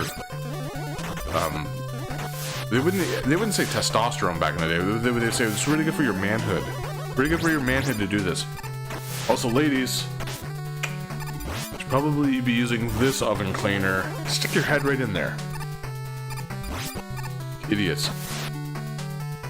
Fucking gambling shit. It's out of fucking control. Old man yells at cloud. Old man bitching, yelling, screaming, and getting angry about things. I'm not really just gambling ads at 7, 8, 9 a.m. during like children's programming. Or the like Drew Barrymore show. That is children's programming, isn't it? You see the way that lady fucking reacts to things? She had Bert Kreischer on the other day, I think. I saw, I don't know, somewhere. I hate that I know this stuff. Because I was like, so I watch a lot of WNBA games, and it's like, it was like promoting the show, and it was like, Bert Kreischer on tomorrow, and I was like, oh, really? Why? Like, that guy's kind of like just a failure at life. Like, he makes a lot of money, but he kind of makes a lot of money at being like just a big piece of human garbage, doesn't he? He's just like, oh, this is This is what North America is. We're just filthy, disgusting petri dishes filled with diseases and various. Anyway, whatever. Look at my fat belly. I'm funny. But like, anyway, Drew Barrymore. I saw this ad and it was like she was like crying. Like, oh my god, I think you're the best father. I was like, Jesus Christ, Drew Barrymore. I know you were a kid actor. You grew up in some rough shit. But really? This is like the best father. I've had enough with Eddie. I've had enough with Eddie. I'll just take your stupid shit, Eddie. Asshole. So this is clearly like the Mediterranean style stage, right? Because of the Centaur boss. Saying that right? Am I saying that right? Hey, Drew Barrymore. Am I saying that right? You're clearly the best father. My God. So much hatred coming out now. So much hatred. This is what happens when no one says anything in chat. I just go off. I just go off on these like rampant rampages.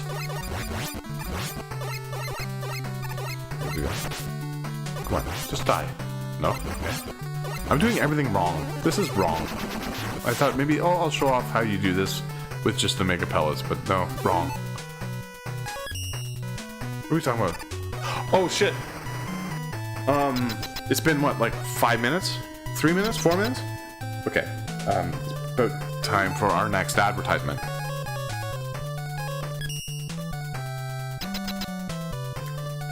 Do you enjoy living your life just as a normal human being? Then you thought, is that old lady crossing the street? Is she going to make it? And have you ever thought, like, what's the fucking point of even thinking that without putting down some good hard cash? Well, you can do that just online. You can take a picture of the old lady. She's about to cross the street. You look at the odds, right? You look at the traffic. You look at the weather. You look at the amount of time the crosswalk is allowing for her to cross the street. What do you do then, right? Okay, what you do is you log in to OLDS, olds.com, and you just throw down. You have to put at first you have to put about like $400 down. But then you get that all. You get all that back. If it's your rent, don't worry about it. You'll make triple that. You'll make quadruple that. You'll make 10 times that amount. Just give all of your personal information up to us. We'll just make it happen. Like again, flat image. Just a flat image. There's no like perspective on the X Tower. Oh, it's really nice that a Mega Man game can also get away from being all about Wily all the time. You know what I'm saying? But how much do you want to bet? Do you want to bet right now? We can bet with real money right now. Just go to olds.com. Is Wily behind this, or is this truly a different master enemy baddie? Hey?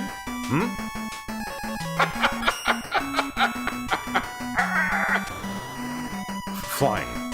Great stuff. I like how streamlined this is. Like, I don't know, the stars are very, like, it's just like, looks like a static background, it's whatever.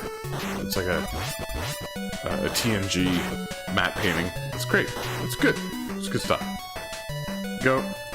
So here, like, I would usually spend a lot of time on this. Maybe I'll just try it like once or twice. We'll just try to get up over here and do this. Okay, failed that. And this is, like, very specifically that felt like a leg issue. I don't want to, like, again, I don't want to be like one of these people who's like, blaming it on the leg. Okay, that it's leg. Somehow it works against or for and against all of these like quick things where they just like these platforms that snap. Like in Mega Man 3, it worked for it with a little bit of lag, but there it felt like shit. I don't feel like I had any control over that character. So we'll go with that.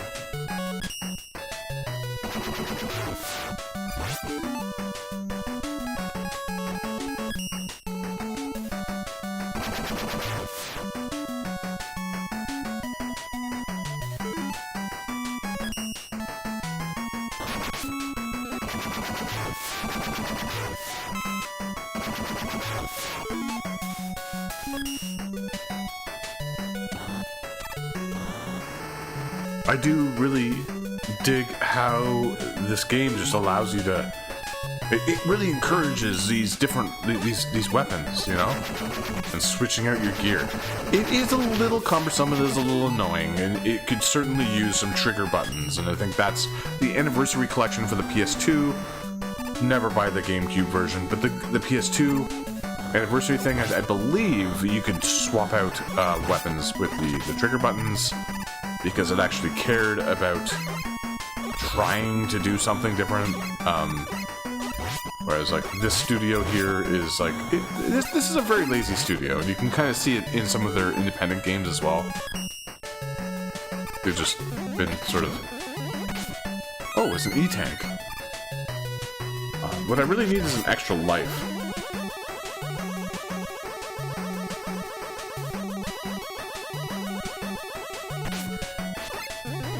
Mr. X!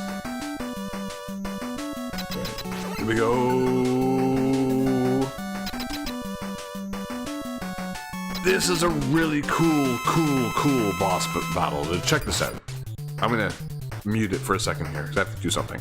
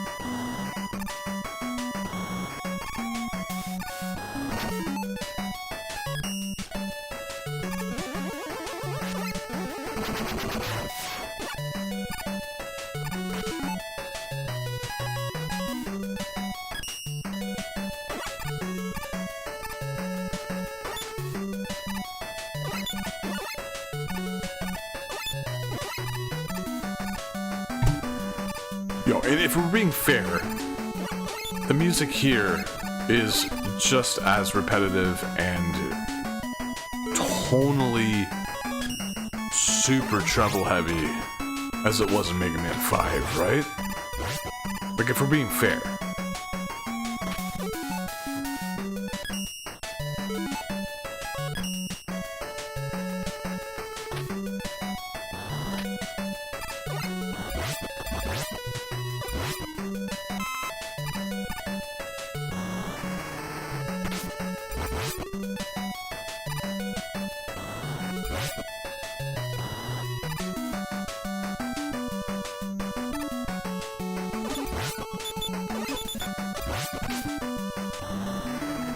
and even more repetitive. At least the stuff in Mega Man 5 had a little bit of a... It did change octaves a few times. Is that the word? I think so. We'll just go with that. Tones.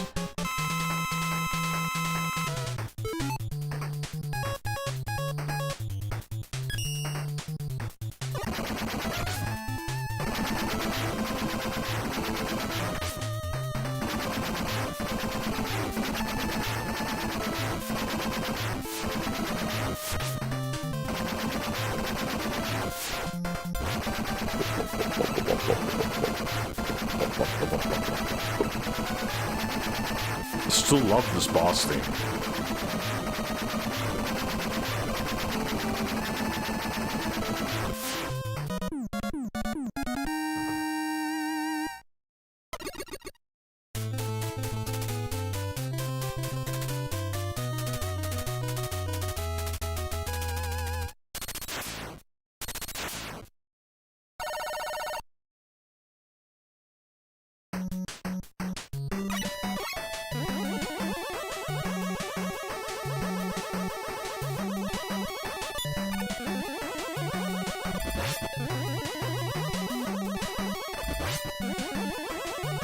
Dude, just die.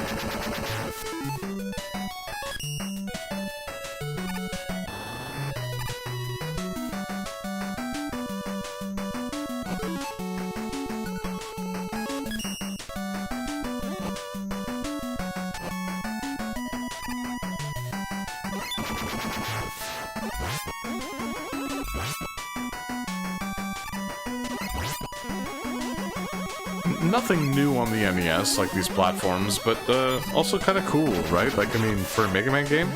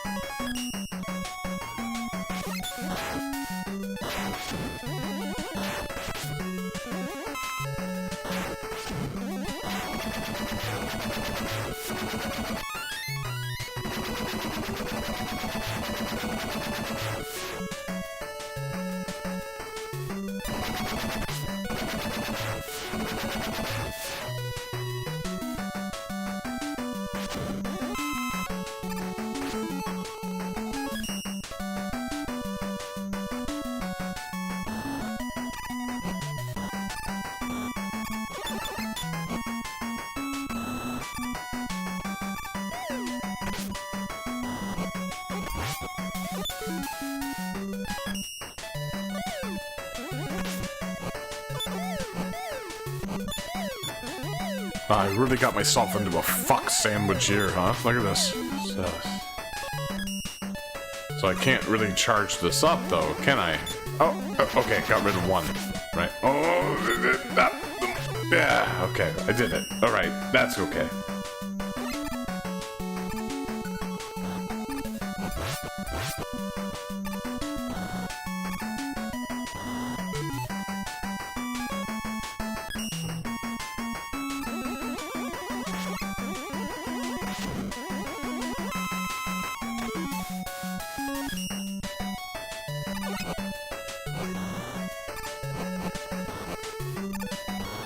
Yeah, this game's all right. I like this game. I don't know. Oh, hell! I was so close to just biting it there.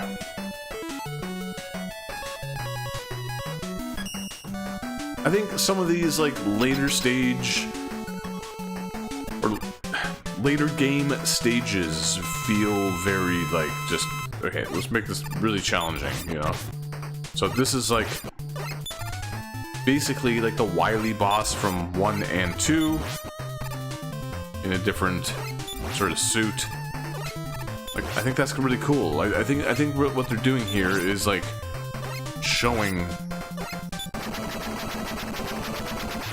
off all of the NES Mega Man games.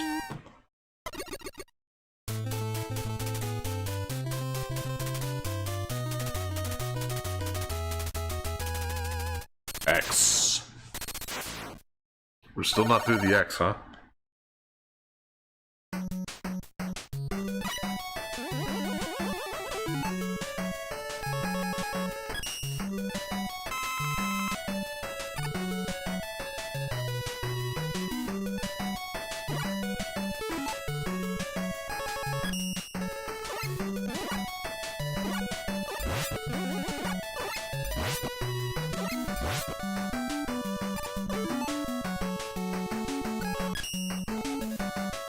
I remember when I used to be significantly faster at all this, like, just, you know, practicing this game, playing it. It's not there anymore, man. Getting too old.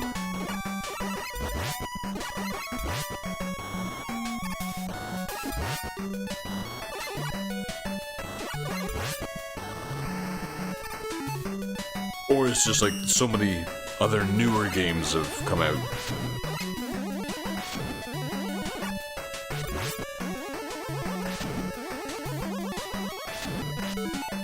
Let's go get the E-Tank. Why not, right? Let's go get the E-Tank. Why not?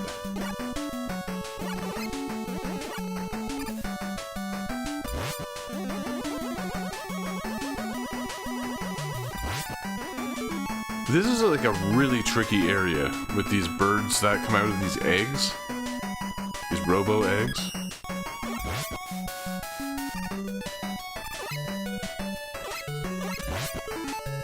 So this show is on right now. Like, I just have it on television. The Goldbergs. You ever heard of this show? With the dude from Curb Your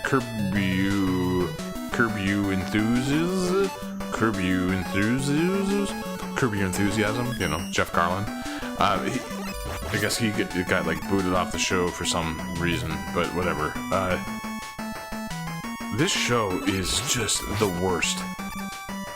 It's like 80s nostalgia at its worst. Okay, I'm gonna go up here.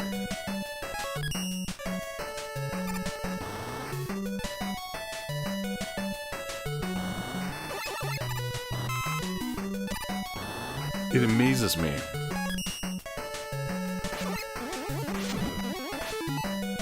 I looked it up and I was like, oh, it has like a pretty high rating. So it's just like, it very much is like just a show where it's just like, okay, let's just plug in this, that, and everything else. Let's just plug in a bunch of 80s references.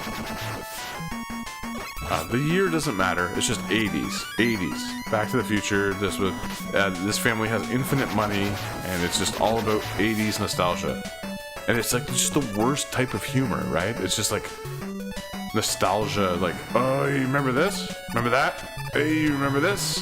Hey, you remember this? The one dude drives a DeLorean. Isn't that crazy? That's so wild. That's so weird.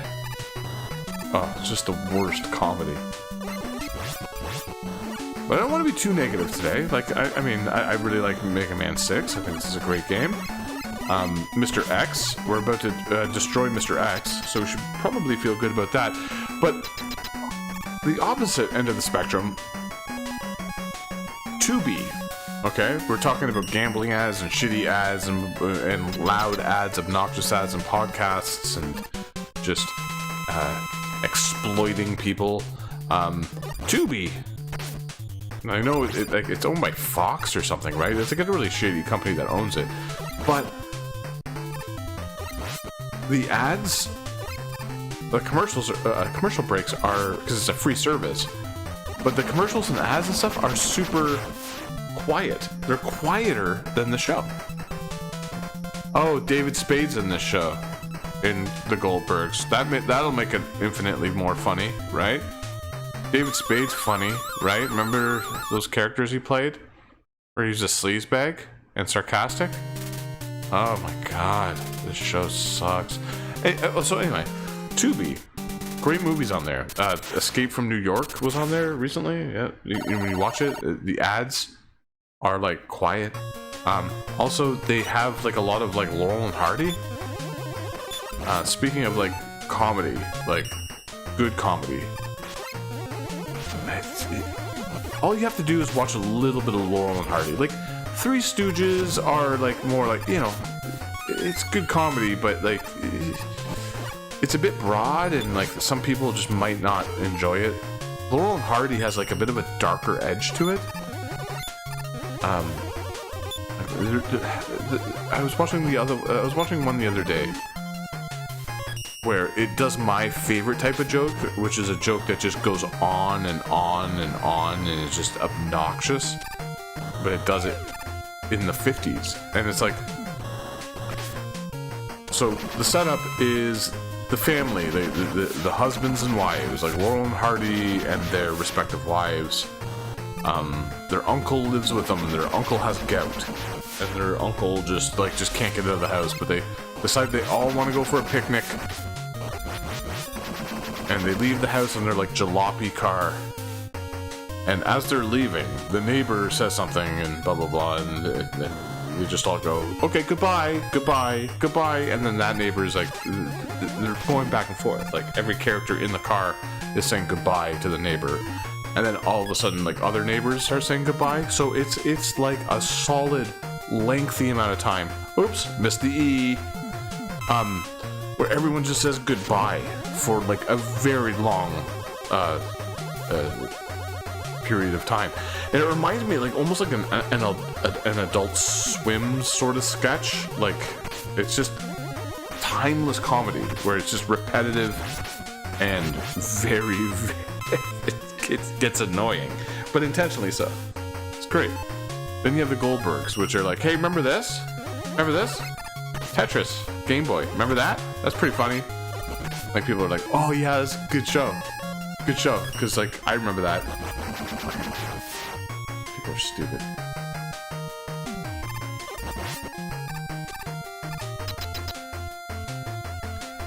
I just find it fascinating to watch this stuff.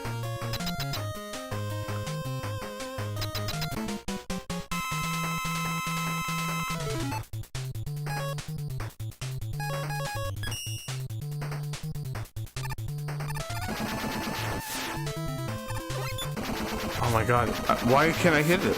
Oh, I'm not doing this very well at all. Oh my goodness. It just, oh. Okay, yeah, it's a little precise where you have to hit it, but like that's sort of the way you want to do this boss, right? You want to make sure it's just like a little place where you hit it, but I'm just doing this so poorly. And this, again, as I keep saying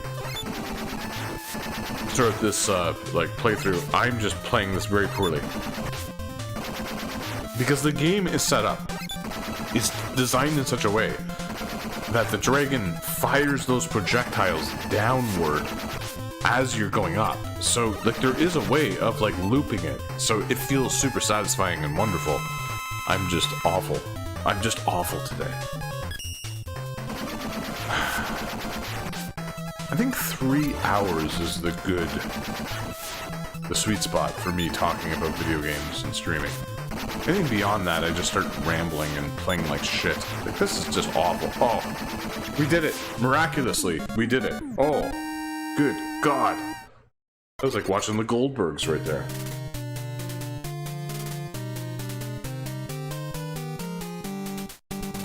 Goodbye, goodbye, goodbye, goodbye, goodbye, goodbye. And then it pauses for a bit, and then it's like, goodbye. And it's just like one more person says goodbye after a pause. And it's like perfect comedic timing. And then it just starts the cycle over again. Goodbye, goodbye, goodbye, goodbye. And like, not everyone has the same sense of humor. So like my partner and I were watching it, and I was like, this is like one of the funniest things I've ever seen. And she was just watching it and going like, yeah, okay, no, it's pretty funny. But is it really that funny? And I'm just like, yeah, I think it's fucking genius. Goodbye, goodbye, goodbye, goodbye. And then like a bunch of bad shit happens, like the neighbor like just gets angry at them and does something. And but still every single time they go to leave again, they have to go through the cycle of goodbyes. It's so bizarre.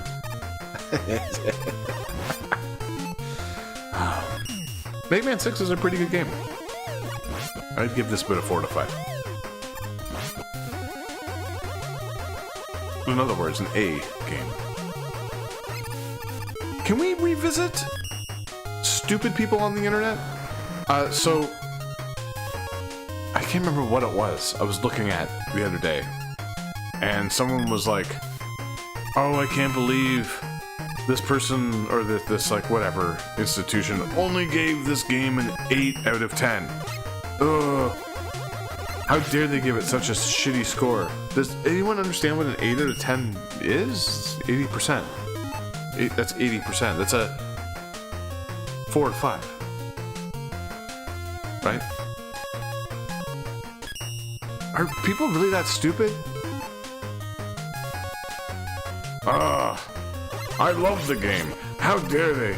Shit. And it wasn't only them. It was like a gazillion other people who were like, oh, yeah, I know. That person's a joke. That reviewer is a joke. 8 out of 10? Are you fucking kidding me? Fuck you. Die. Die in a cancery pit of AIDS, you piece of shit. An 8 out of 10. And it's like, what? Like, 8 out of 10 is a really good score. But no. Everything's binary now. It's you're like either like, oh my god, this game is like just offering fellatio to it, or you shit on it so bad that it just ceases to exist. 8 out of 10. Ugh. What a piece of shit score. Piece of shit garbage human being. I'm gonna call his house. I'm gonna threaten his whole family with 8 out of 10. Fuck you. People are so stupid. I don't mean that in a fun way. 8 out of 10.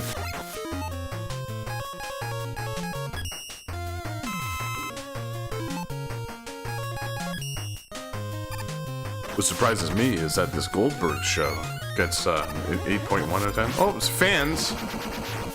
It'd be cool if those airman enemies, or just airman itself, was just there to pull us in, push us out. 8 out of 10. Duh.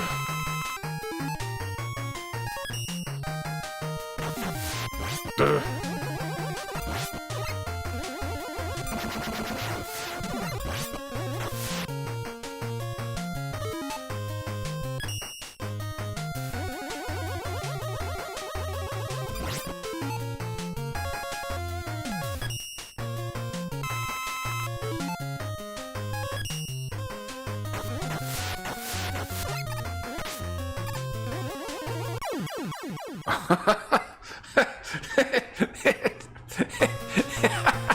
It was inevitably going to happen, right? Like I was just taking it too cautiously. What you really want to do here is just be a complete asshole and do this, right? Like just boop, see you later, boop, boop. You just basically want to 8 out of 10 it and be awful. Like, see how terrible I am at this video game? This game is an 8 out of 10. So am I. As a human, an 8 out of 10.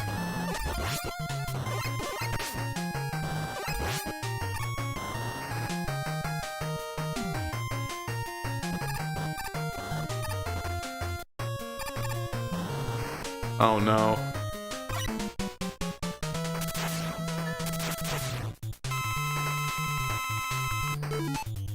Parody says in Spies Like Us the movie. I didn't know anyone was watching this. I was just like rambling and ranting for myself. But anyway, in Spies Like Us the movie, there's a similar gag where a group of doctors are meeting and they all say doctor, doctor, doctor, doctor. Yeah, it's funny because it's repetitive. But again, it's not everyone's style of humor, right? Like, not everyone's gonna love that. But I love it. I love repetitive humor. The more repetitive, the better. I don't know if you've watched any Laurel and Hardy, but like there's, I can't remember the name of the episode, but it's like basically like, it's like the whole family goes to town, is like the whole thing, right? The whole joke is that the family is about to go to town. And one dude has gout, so they have to carry him, the uncle has gout, so they have to carry him around. Just look up like Uncle Has Gout, Laurel and Hardy, and I'm sure you'll find it, and it'll be on Tubi because it's free, or YouTube, it'll be free. But the whole joke is that they just want to go on a picnic. It's so fucking simple. Laurel and Hardy ruin the sandwiches for the day because they suck and they're just incompetent. And I always make the joke with my partner because we watch a lot of Laurel and Hardy, because I watch a lot of Laurel and Hardy. If I have to sit through Gilmore Girls, she has to sit through a little bit of Laurel and Hardy every once in a while, right? That's how it works. But anyway, so it's like, the whole joke is that Laurel and Hardy ruin the sandwiches for the day. And the uncle doesn't want to do anything because, like, he's in pain because of the gout. And it sucks. And so they're, like, trying to leave. And as they're leaving, it's just, like, an endless barrage of goodbyes. Goodbye, goodbye, goodbye, goodbye, goodbye, goodbye, goodbye.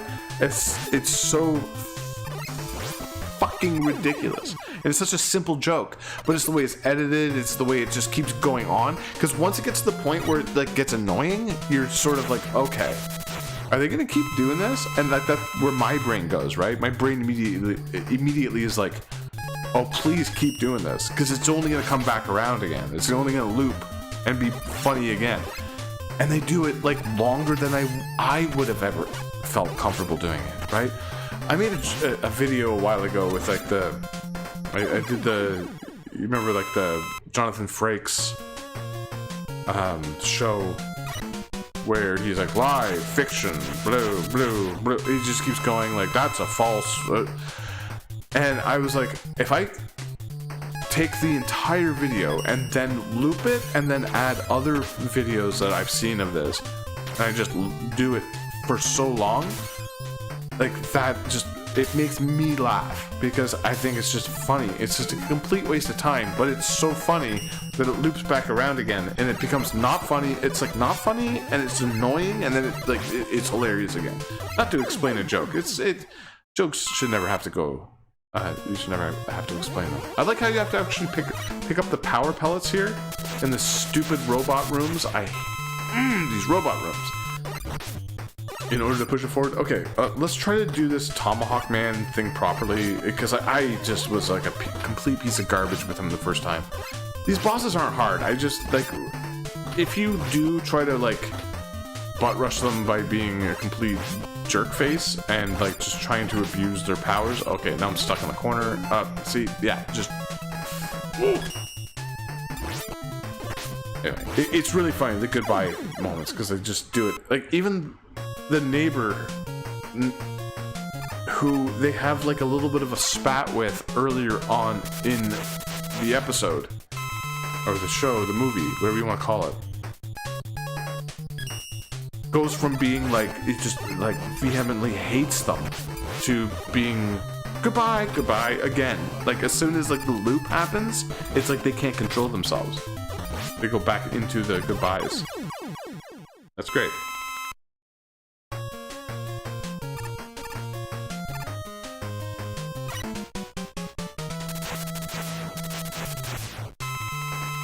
I need to rewatch Spies Like Us. Yeah, that was a great movie.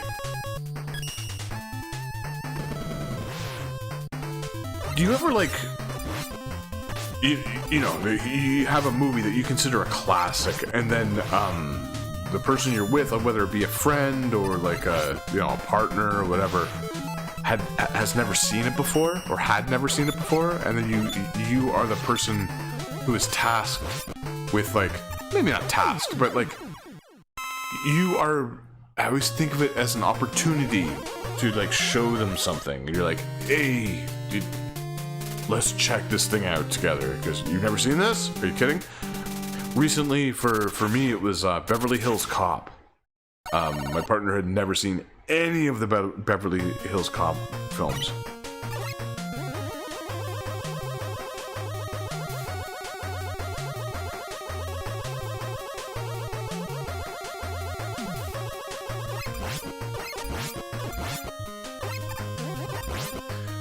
it was just like a really great feeling. That and this one took a little bit of time to track down because it's not available even like to torrent online or like to find it anywhere. It kind of cost me a little bit more than I'm willing to, admit to. The other one was Bad News Bears with Walter Matthau, like the original. Such a great flick. Such a really great flick. I mean, of course, yeah, there's some dialogue and stuff that's a little bit,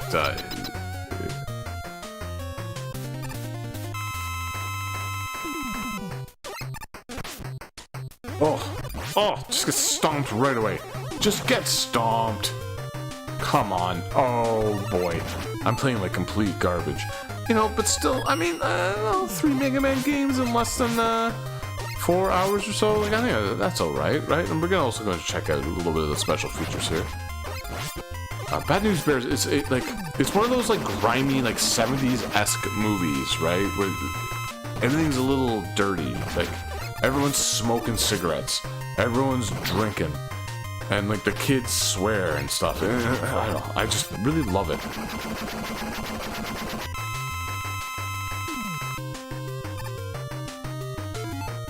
That's a good story.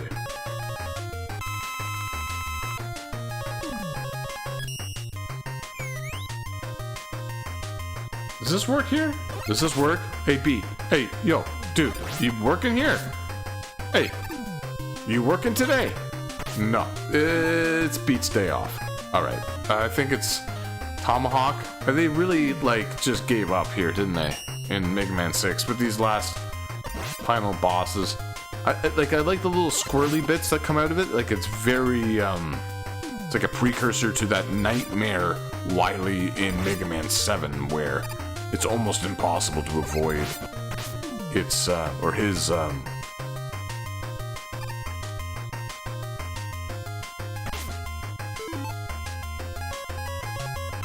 projectiles.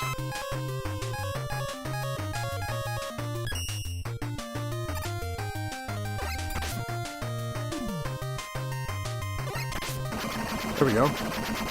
I think that's Mega Man 6. Is that Mega Man 6? I think that's Mega Man 6. Let's check out some of the special features after we witness... Oh my goodness. Is Rock caning Wily? Oh no, he's just putting him in jail. Look at this. Dr. Wily, be... What does that say? Be... Is that German? Be... Dr. Wily. Capcom Times. Great stuff. Self-aware.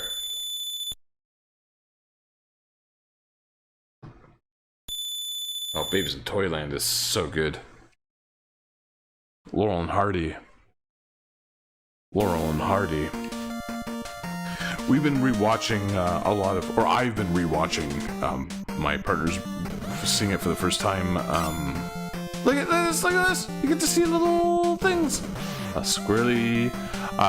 Alfred Hitchcock Presents, because like Hitchcock is like my favorite director, right? Like, I know it's kind of cliche. I love Hitchcock stuff though. I know he was a prick and whatever, but I don't know. Whatever. Who cares? I also really love H.P. Lovecraft when it comes to writing. I know he's a rampant racist piece of fucking human trash, but you know what? Like, his stories were pretty okay. And as far as I know, he didn't actually hurt anyone, like physically. So whatever. But anyway, Hitchcock Presents, and some of the seasons are so good, others are real terrible.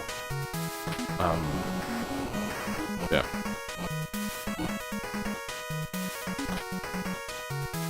Favorite directors: Hitchcock, Kubrick. I know, yeah, I know, very standard, stock standard stuff. Lynch, big Lynch fan.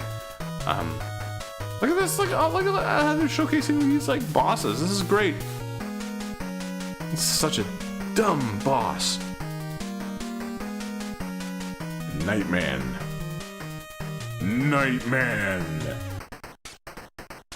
I like how they show the designers of them. That's cute. Like, that's pretty fun. Alright. Enjoy this while I go and I tend to the rabbits. The rabbits.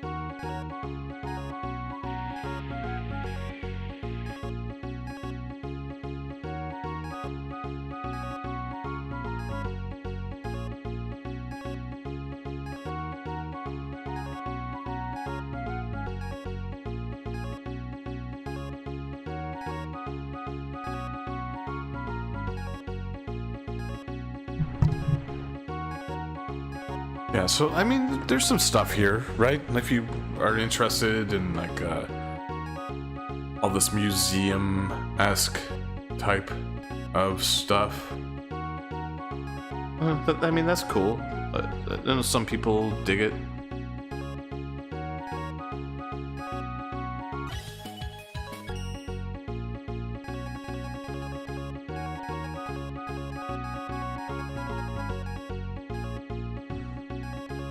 That's cool.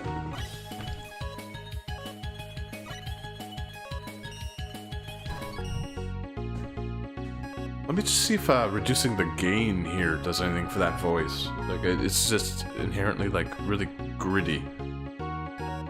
Coco, Jet Bomb, Susie G.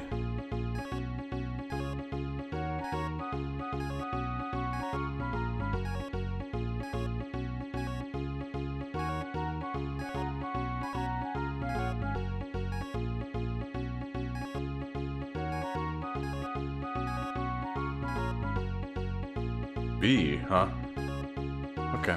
Fujin, Puka Pucker, Pukapelli, Puka Pucker, Pukapelli, Bomb Throne, Bombier.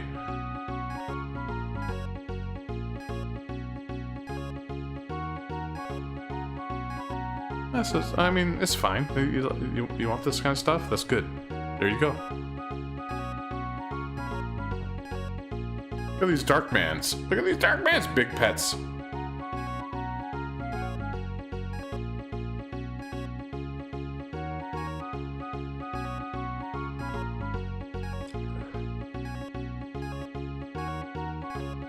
Here's the stuff you want if you want it.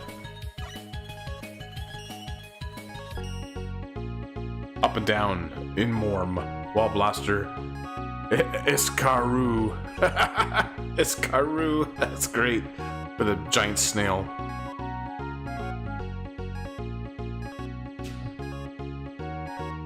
Do you want this stuff? I want it. Do you want it? If you want it, it's here.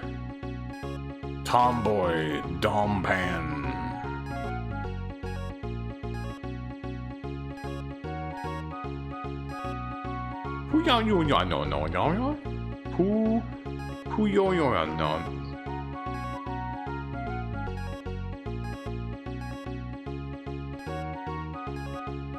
Moby, Ladder Press, Raton, Ring, Whopper, Square Machine,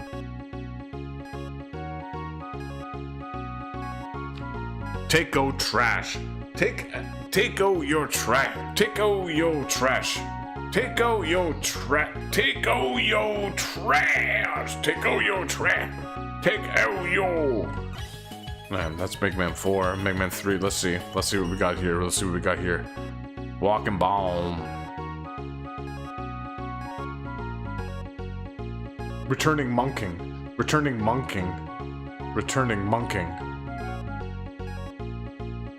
Oh, Comas, what that?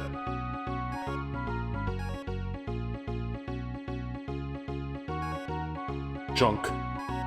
Dada. Tada.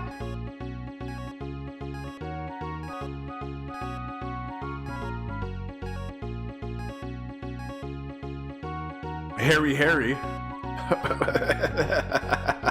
Like Harry Carey? Harry? Pen maker, hole. Sperm, semen, cum. Potten, Brom, Fella, Bolton, and Nutten, cum. Duck, Robert.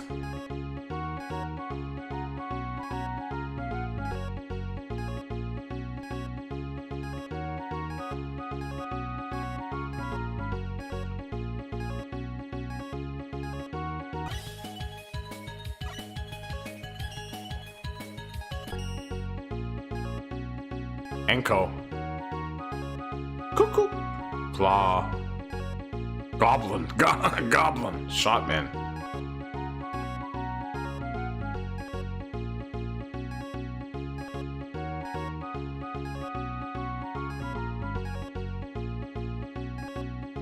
Big Fish.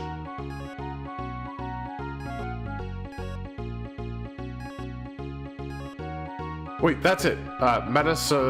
Bureau. That's the thing that the little top spinners fly out of. Monking. That's the first monking. That's not the monking. But from the second, it's the monking from the first. Beam. Beatman, Airman, Woodman, Wobbleman, Crickman, Flashman, Metalman, Flashman, Metalman, Mega Man.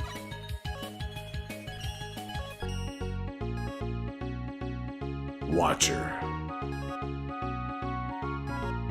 Killer Bomb. Adhering Susie.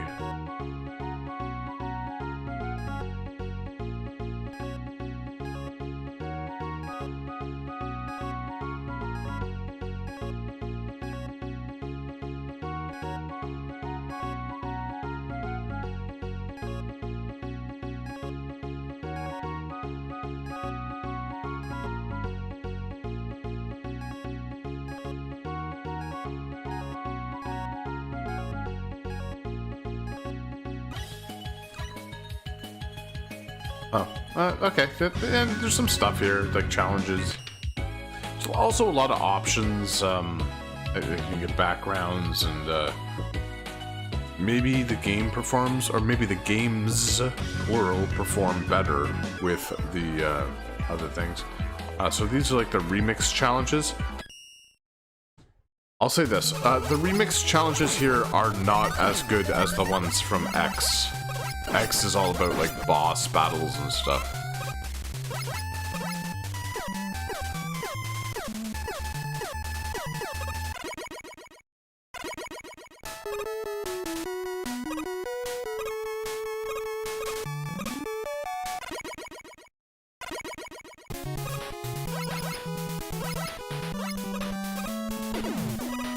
These feel like more like the, remember the NES remixes that were available on, I think it was the Wii U?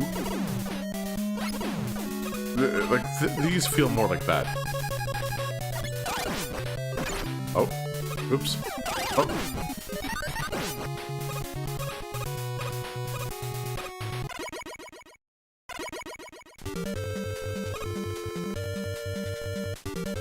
Was it the Wii U or was it the 3DS?